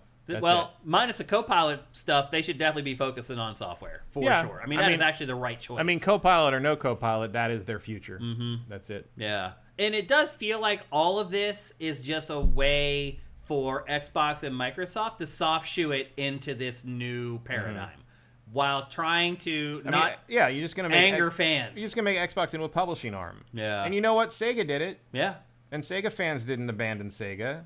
Yeah, it was a rough ride for them for a little while, but most of us were adults, though. Yeah, I think seeing Sonic on GameCube was one of the harder things, but they got over it, you know. And Sega fans were hardcore, but Xbox fans are pretty hardcore too. I didn't care. I mean, I was a Sega fan from pretty much day one. Yeah. And like, okay, Mario and Sonic at the Olympics, cool. I mean, what does it do for me? Like, I don't care. Yeah. That's one less console I have to buy now. Yeah. Honestly, I mean, that's really what it kind of comes down to. Coming off the Saturn and Dreamcast, that was not a small thing. It's like okay, so I don't have to throw money at your fucking loser console next time. That's fine. I'm already getting an Xbox and a GameCube. Great. I mean, Matt, you and I aren't going to buy the next Xbox. No. Think about that. Why would I? Neither one of us are going to buy the next Xbox. Be the first if you even want to call it a console at that point. Right. It'd be the first console I don't buy at launch since the Jaguar. Yeah. So those Atari consoles. Yeah, where they lost me. I never bought a Jaguar. 5200. I was out. I didn't get that on launch day. Like, I mean, I didn't get stuff at launch like when I was a kid. Obviously, I didn't have the money for that. But once I had a job and was able to buy it, I bought everything in launch window. Certainly within the first few months, except PlayStation 2. I waited for the Gran Turismo A-Spec bundle. A lot of people did actually. But I don't have any intention of buying this Xbox ever, and that would be the first console I don't buy, period, since the Jaguar and the 3DO. Yeah, me too. Right around that era. That's the last console I haven't bought. But there's no reason to buy this. No. I have a gaming PC. And I still haven't bought a Jaguar. I have a PlayStation 5. Yeah. I still haven't bought a Jaguar. I haven't either. The only reason I would is to play that Alien vs. Predator game, and that's what emulators are for. Yeah. Yep. And to have a dental X-ray console. Yep. Because they use the mold for the Jaguar exterior casing to make casings for X-ray like arm machines for dentists afterwards. Yep. Because they had to make money off that steel tooling somehow. Okay, well, there you go. That's the latest update on the next Xbox from Jez Corden at Windows Central. And again, he's never dropped any information that has not turned out to be accurate. So you can take that stuff to the bank. And it'll be interesting to see if you guys... Where you're going to keep your money that you're not going to spend on the next Xbox. Yeah, it'll be interesting to see if you guys buy the next Xbox or not. Or if you're like, you know what, it doesn't make any sense. Why would... I don't... What... Unless what you can get like a $1,500 PC for like $800... Yeah. That's about the only reason you would buy it. Yeah, it would have to be a good value of power. That's it. And I just don't see that happening. I don't either. Yep, I hear you. All right, next up, we're going to talk briefly about PlayStation 6 as well. We got some information about that this week that I don't know if people are going to be too excited about. The first one is that PlayStation 6 probably is not releasing until around 2030. Good. This generation should be 10 years. It should be. And here's how we know that rumor is true, is because PlayStation issued a statement where it is recommending that people buy the PlayStation 5. Mm-hmm. Which, okay, it's your console. You want people to buy it. But it's like, look. It's also like, look, you should probably get this before it's $1,000 when the RAM prices go up. And if you're sitting there thinking, like, we're putting out the PS6 next year, I'm going to wait. Don't. No. It is basically saying, we're not putting out the PS6 anytime soon, so if you want to play these games, you should get yourself a PlayStation 5. And the other part of stuff that came out this week about PlayStation 6, a patent that was filed a couple years ago, finally came to light this week, or last week actually. And it was for a PlayStation controller that has no buttons. The whole face of the controller is just haptic. And you decide where you put everything. Fuck off. Yeah. No, thank you. Yeah. To me, there's tons of patents that just never become anything. Yeah. They just file them because they want to Because they came up with the idea. Came up with it. They want it in case it becomes a thing. They want to make sure somebody else doesn't do it. Because if they do, they got to pay. Right. There is not a chance in hell you're going to sell me a controller with no buttons on it. There's no way. It will never, ever be the default Even the Steam controller knows that can only be part of the controller. You still have to put buttons on it. Because you're right. That's basically what this is. It's a Steam controller where the whole face is the pad instead of with no buttons. So I like that PlayStation is trying new stuff and experimenting, trying to find new ways to play games, but that's not the way. No. This is not the way to do it. So that's the update on PlayStation 6. If you are one of those people who've been sitting out there being like, I'm not buying a PS5 because that PS6 they're talking about is coming in 2027 or 2028, you might want to get the PS5. Or if you're somebody who has a PS5 like me and you can't rationalize upgrading to the PlayStation 5 Pro because you're like, PS6 is coming in the next couple years, it might be time to start looking at that PlayStation 5 Pro. I'm just telling you. Again, there's a lot of stuff that's all coming together. AI, component costs, tariffs, all that stuff is resulting in all these consoles getting pushed back. And Matt, to go back to the prior topic, I don't think there's any way in hell the Xbox is launching next year. Like even if a third party is making it, I don't see any way a third party. Even though that is their plan right now, I think that's not going to work out for them. Yep. So anyway, that's the latest on the PlayStation 6. Again, it's looking like 2030, 2031. And if we were talking about earlier about Horizon 3 coming out in 2030 or 2031. Well, that's all right around the time you'd finally be getting stuff from Guerrilla, from Naughty Dog, the X-Men game. Like that coincides with a whole bunch of important stuff. That tracks. So that tracks. So anyway, if you think, PS6 is coming in a year or two, but we just don't want to reconsider. We do not need that upgrade. Upgrade to what? I didn't need the PS5 Pro. No, you don't. I really don't. So, like, I appreciate that everything runs smooth on it while having the quality graphics, but was it worth $700? No. Yeah. Ridiculous. Yep. Okay, we got to keep moving. Next up, we're going to talk about Overwatch, and it's not Overwatch 2 anymore, Matt. They're trying to make everybody now call Overwatch 2 Overwatch again. They want you to remove the 2 from Overwatch 2 and just call it Overwatch. I'm not sure why that is happening, but how about I just do what I've been doing for a long time and not call Overwatch anything? Well, Matt, here's the thing. They are finally doing what most people seem to hint that they wanted to have happen, which is create this year-long plot that changes with each new update, each new mini-season, and has a narrative that goes through the entire season. I don't know if they're going to link seasons together. They haven't really talked about that yet, but they're finally doing what they said they were going to do with Overwatch 2 and didn't. And then fans called them out for it, and they admitted, finally, we're not going to do that. Yeah, well, especially after they killed the PvE, which seemed to be where they were going to do that originally. Right. Yeah. So now I think they're just incorporating the story stuff into just the base Overwatch game. It's so weird that they have such a robust narrative to this franchise, and like none of it's anywhere in the game. It's like you'd never know. It's like, man, you should have just made movies. Yeah. So they are releasing 10 brand new playable characters this year. They're launching 5 of them on, I think today maybe or tomorrow. They're launching 5 new characters at once for the first half of this season, called Conquest or whatever. And like you just saw there in the B-roll, every character has a new sub-role that they can use throughout the game. They've put like characters into buckets now, but those buckets have like sub-buckets, so you have a better idea of like what your team composition is like before you start a match. Because before, if you didn't play it every day, all day, you didn't realize the subclasses inside the classes. You had to know the meta on your own. Now the game is going to make that overt, so even idiots like me who don't play it all that often will understand what's going on. There's a new UI, a new UX coming. There's a big crossover with Hello Kitty that's coming. They're basically trying to revive Overwatch 2. Mm-hmm. And it sounds like they're making all the right choices. They're certainly doing their best. I don't know if it's going to work. They might have broken this too hard already. Yeah. They said you'll experience a narrative arc with a set beginning, middle, and end, beginning with the all-new Season 1 through Season 6, before a new Season 1 launches in 2027. So that's sort of the roadmap for all that stuff. 10 heroes over the course of this year, 5 joining the fight Season 1 on February 10th. And then each of those new heroes tie directly into the story for the year, which is pretty great. I'm not going to go through all of the new characters. They've obviously profiled all those. I'm not going to go through all 10 of them or even all 5. But they do come from all different classes and all different subclasses. And they said that the story is going to be told throughout the year via motion comics, in-game events, new voice lines, animated hero trailers, and short stories. So that's sort of how they're going to get the narrative through, hopefully to people like us who don't pay attention 1,000% to what's going on in Overwatch. And that's pretty much it. That's their big plan to overhaul Overwatch 2 and make it Overwatch again, and hopefully get people back into the fold. Does any of this stuff sound appealing enough to you to make you give it a go again?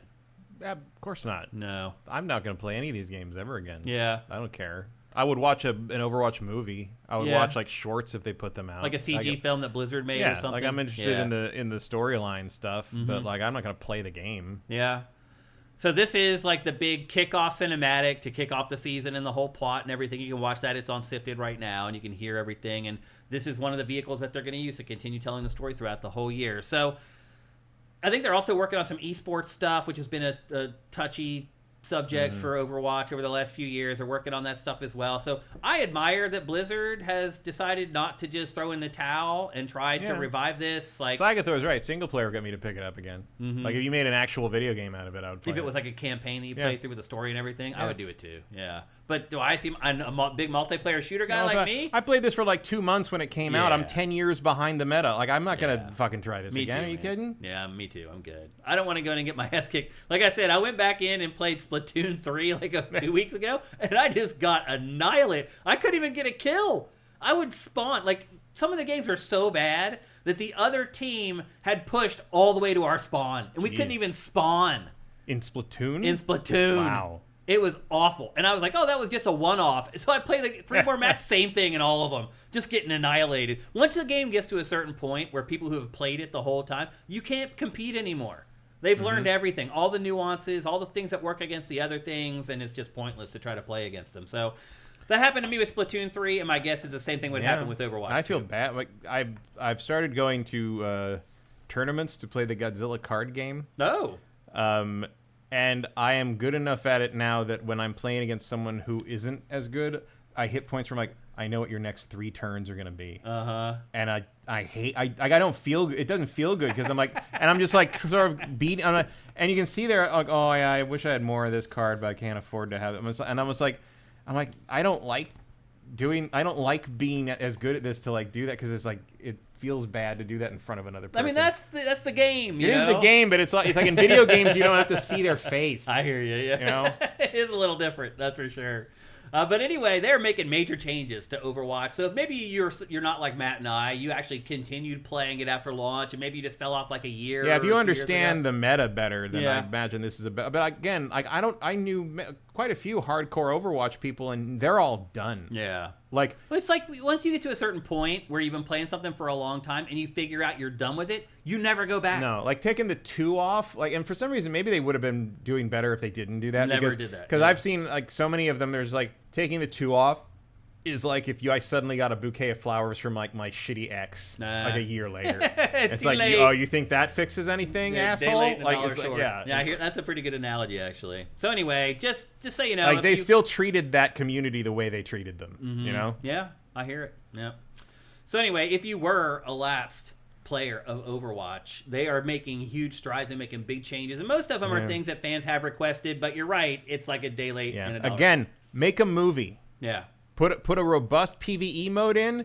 Release a theatrical feature that gets you in, like something that would have the verve of like Incredibles. Yeah. And drive people to that version of the game. And then, there's a way. That's how you save Overwatch, but no one will do it because they can't sell it because there's no microtransaction for the board to look at and be like, oh, the shareholders will love this. But if you want that franchise to remain successful, especially because they clearly are building it on characters and narrative, which is a weird thing to build a 6v6 like team battle game on. Yeah. But like if you want to do it, like you have to have something to grab onto for people who already don't hate you because of what you did with that team battle mode over the last 10 years. A film or a TV show, that is how you would build a new audience to Overwatch. And that is like that's where the new audience is for games now. It's where Fallout's getting its new audiences, where Last of Us got its new audiences, where Mario's going to get its new audience, where Zelda's going to get its new audience, where Resident Evil's going to get its... Because we've milked us. Where Mortal Kombat is getting its new audience, where Street Fighters... I mean, we're about to get a Street Fighter movie where we can recognize the characters in it. Yeah. You understand? Like, the Guile theme is going to be in that movie. Like, that's crazy. Slagathor says that we're gangbusters for Cyberpunk 2077. Like, that is an anomaly. Yeah. Like, that worked, but, like, right now, Mind's Eye is trying to revive. Not going to happen. The foundation has to be there. But, like, Edge Runner's another good example. In fact, I would argue you could just go get the same production company for that. Right.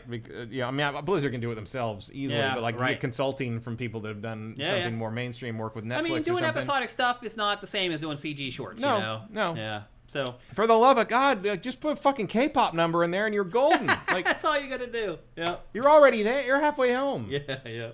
All right. Our last story for this week's GameFace is Riot's new fighting game, 2XKO. It launched like a month ago. And yesterday... Not that you'd notice. And yesterday, Riot announced that it is cutting half of the development team. So it is... That doesn't sound like something you do for a game you've promised years of support to. It laid off 80 developers yesterday. The whole development team was around 150. And so it's lost half its development team. I'm assuming they think those 70 people that are left can handle new characters? I guess, but it's like... I mean, maybe like if the infrastructure's done, but like there are no characters in this game. So this is a fighting game. There's like 12 characters in this. This is a League of Legends fighting game, which if you had asked me like 5 years ago... Hey, what do you think will happen if we make a League of Legends fighting game? I would have said, oh my God, it'll be like the biggest thing ever. Yeah. Because you have hundreds of characters. They're all there for you already. It's easy. You've got alternate costumes for all of them. Like, it's all right there. Done. All the hard work is done. Like, it doesn't even really need to be good. I know. Right? I know. Like, but nobody cares. You could have cheap early 2000s EA Rise of the Imperfects cashed in on this shit and sold it like crazy. No one is playing this game. I haven't played it. I completely forgot it launched. I forgot about it. You know what, though, Matt? I'm going to go play it this week. And I'll talk about it either in the Shane Satterfield show or in GameFace next week. I'll try it. Like, but it's like, the other weird thing is like, okay, it's a tag fighter, and there's like 12 characters in it. So, like, Tokon's having a problem. Finally, we got information this morning. It's launching with 20. 20 characters. That's not even 3 teams. I know, it's crazy. It's 4 characters each, so that's 5 different teams. Yeah. Obviously you can mix and match whatever, but it's like, that is nothing. Yeah. But this is even worse because there's like, I guess it does have the same problem as Marvel because like there's hundreds of characters already. Yeah. Like you just need to figure out how they fight. But I know they're kind of... I think this is part of the problem when you get like, because this game, I don't know who's still on it, but it was originally being made by like Seth Killian and the Cannon brothers. They brought in like ringers like to work real on like fighting game people, and it's like they get a little too in the weeds about how perfect everything has to be, and that's how it takes 15. They've been working on this for like 12, It's been in development for a long time. And they're bailing on it after a month, man. Like this, they were already working on some of this when G4 ended in 2012. Yeah. I know. Like, they're going to bail on it in 30 days. And I'll say, it looks gorgeous. Yeah. Like, that animation is phenomenal. Don't forget that Riot also just bailed on that Minecraft clone like a month before it came out, Hytale or whatever it is. And now it's selling like gangbusters. Yes. And also, how the fuck do you not call this Arcane? I don't know, man. Arcane! What does 2XKO mean to anybody who plays League of Legends? I don't know, but Arcane means one of the biggest animated series of the last 10 fucking years. I know. Call it Arcane the fighting game and drive Netflix viewers to it. What are you doing? Yeah, my opinion of Riot has definitely changed over the last like 7 or 8 years. Like, it has really come to light that really they just hit lightning in a bottle with League of Legends. Yeah, and I can firsthand confirm some of that with some of my dealings with that. I mean, it didn't work out. Let's put it that way. I know a lot of people that have worked at Riot, and people that still work over there. And I know a lot of people that were not happy at working at Riot. All the people I know who are happy working at Riot just do like production. Mm-hmm. They just do live event production because they don't have to do anything creative. They don't have to work. It doesn't matter to them. With the other they produce the show. Yeah. You know, they don't have to worry about all this internal bullshit. Yep. So 30 days? They gave this game 30 days before they fired half the dev team. Just unbelievable. I mean, they haven't marketed it. And like, were you shocked at this? Like what? I mean, the run up to, you didn't fucking advertise. You didn't tell anybody about it. They should have had a commercial on the Super Bowl. Yeah. It just came out. At the very least in the playoffs. Riot has the money. The World Cup. I mean, Riot has all the money.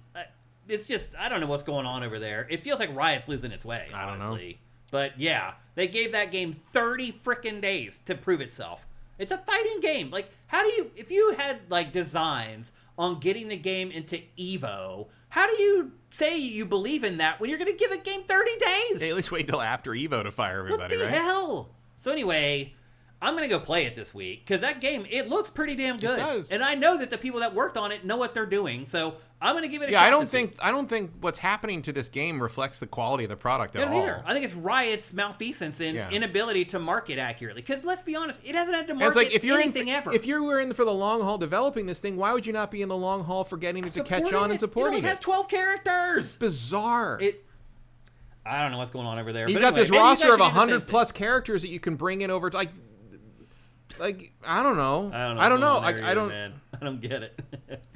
But anyway, maybe you guys should all download 2XKO as well and give it a shot because it is the worst name. It's maybe awful. Of anything ever. It tells you nothing. Like that's a top 10. KO tells you it's a fighting game. Yeah, but 2X. I guess this means there's two people. But what? How do you know it's League of Legends? How do you know it's Arcane? How do you know it's Riot? How do you know it's anything? League of Legends fighting game. Yeah.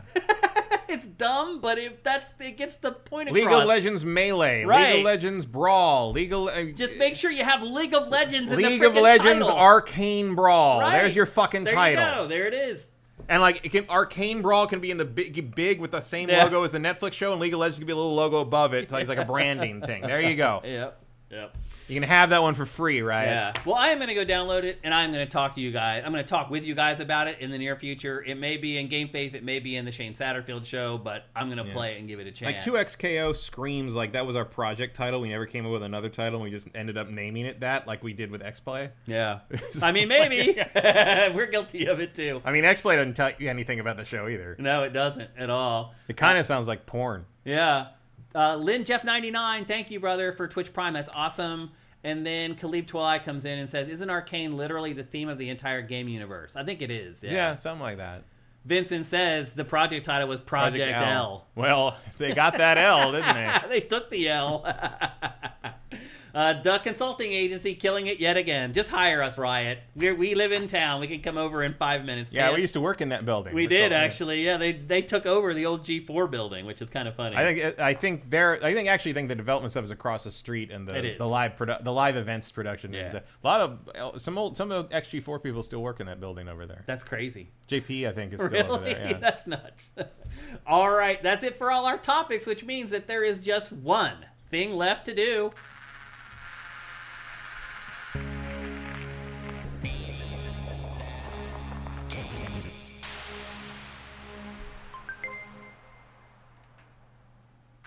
That's right. It's time for Name That Game Tune, brought to you by the one, the only, the gods of audio, Soundwizardry.com. Glenn and crew over there are some of the most awesome people you will ever work with, both from a personality perspective and their skills. They have worked on multiple Game of the Year winners. They are working on multiple Game of the Year contenders right now. I guarantee it. If you're working on a game and you're unhappy with your sound team, what are you doing? Contact Soundwizardry.com. Get them on your project. I promise you it will make it better. They don't just do game audio. They do TV, film, shorts, podcasts, any type of audio you need help with. Contact Soundwizardry.com. They're so awesome that they sponsor this cool game that we play called Name That Game Tune, where I play 5 audio samples from a video game. And you try to guess the name of that game before Matt here. Matt has been on a tear for literally like the last 3 months. You've been on a run. So you better be on your game if you want to beat him. Yeah, I've been doing lots of NES, SNES, Sega Genesis stuff over the last few months. Beast last week. I mean, come on. Yeah, I kind of figured. I was like, Matt's gonna get that one, no problem, probably. It was a good first sound pick, though. Yeah, and then after that, it all went to hell. So anyway, actually, I think I was impressed that you managed to take the music out of it. Because the music would have given it away more than the sounds. Because with old games, you hear the song loop over and over. I try to stay away from it. Dun dun dun dun dun dun dun. Yep. Yeah, it's like, Yep. I know that better, and I know what it sounds like to kick a chicken in the face. Yep. All right. Well, people on YouTube, I just want to say thank you for hanging out with us for the episode today. Thank you for the super chats and the donations and all that. That's really freaking awesome. We appreciate it very much. But if you want to play Name That Game Tune, you need to jump over to twitch.tv/SiftedGames because we can only play with one chat group at a time. We used to have a bunch of rules for this, but we don't need them anymore because how it works now is you can keep playing all year long, and we're going to build a leaderboard eventually as people keep winning if somebody can beat this guy.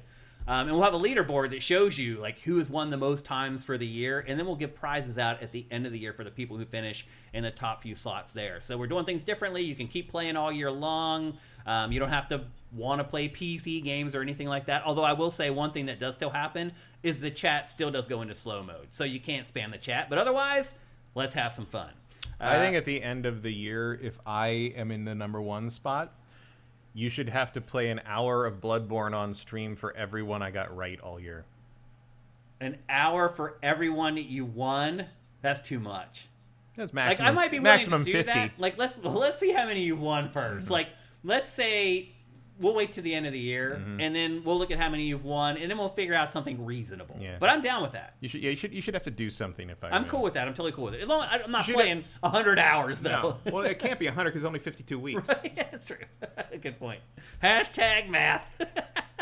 All right, let me scroll down and make sure we're at the bottom here, so we're getting all your guesses as they come in. I mean, whoever's after me should also win the thing, but like also, Yeah. if I come in first, like the viewers should get a bonus of you having to do something. Yeah. Immortan Joe, thank you for Twitch Prime. Yeah, by the way, you guys don't have to beat Matt. Like, he could win. He's not winning. It's you guys are in the leaderboard. Like, we'll put Matt in there to show you. But you guys, it's just the top 3 of our viewers that will win prizes. So you don't have to beat this guy to win anything. All right, are you ready to play? But you do have to beat me to get higher on the leaderboard. That's true. Yep, absolutely. Are you ready to play, Matt? Yeah. Are you guys ready to play Name That Game Tune?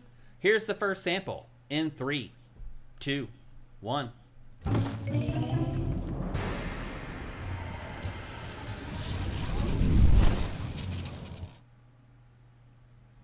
Gex, enter the gecko. No. Gotta try something first. Not Bloodborne, Ruthina. Psychonauts, no. Crash Bandicoot, no. Epic Mickey, no. Conker's Bad Fur Day, no.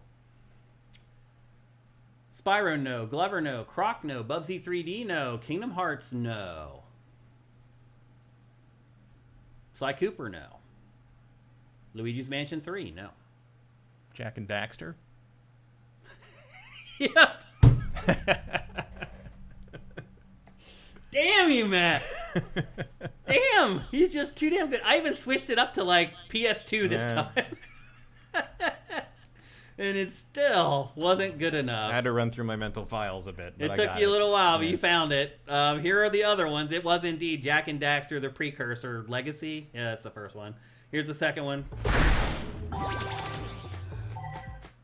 Here's the third one. I have spent my life searching for the answers that my father and my father's fathers failed to find. Seriously, here's the fourth one. And here's the last one. This place gives me the creeps. They let you win for your birthday, Matt. All right. That's what they're saying. I believe you. Oh, all right. Well, that's going to do it. Sorry, folks. Have to come back and be better next week, unfortunately. That's going to do it for GameFace episode 467 right here on Sifted at sifted.net. Again, a reminder, if you like this show and you want to support us, you want to make sure it keeps happening, head to patreon.com/sifted, SIFTD. For just $5 a month, you get all our content early. You get this show, Shane Satterfield Show, Pactor Factor, a week early.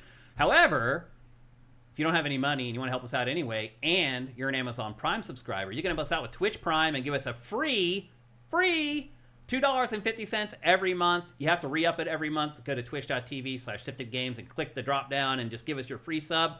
You do have to connect your accounts at first. That takes a couple minutes. If you're watching on YouTube, you only have to do it once. You never have to do it again. But if you're watching on YouTube, there's step-by-step instructions to do that down below. It would be awesome if you guys could do that. This money is money that we need. It's not extra money. It's money that we have to keep our operations going. We'd appreciate it very much. Also, if you're watching on YouTube and you don't want to go to Patreon or whatever, you can subscribe on YouTube as well. It's a little bit of a better deal on our Patreon, by like $1 or something like that a month. It's not that big a deal. So you get the best deal on Patreon, but if you like being on YouTube and you just want to stay there, you can. You can subscribe to our channel there, and you get all our stuff day and date with all our patrons. So let's see. Next week, there's Mario Tennis Fever. That comes out on Friday, I think. Yeah, Nintendo stuff tends to come out on Friday. Yeah, I think it comes out on Friday. Hopefully, we'll play 2XKO. We'll see about that. The next couple of weeks are actually loaded with games. And then a week after that, it's Resident Evil. Capcom contacted me, so I'll be getting that early. So I should be able to cover that at embargo here on the show. So anyway, lots of big stuff coming up in the episodes here over the next couple weeks, and we appreciate everyone who shows up to watch us live. As always, you guys make the show better. We appreciate you guys very much. Everybody, have yourselves an awesome week filled with awesome games. GameFace is up and out.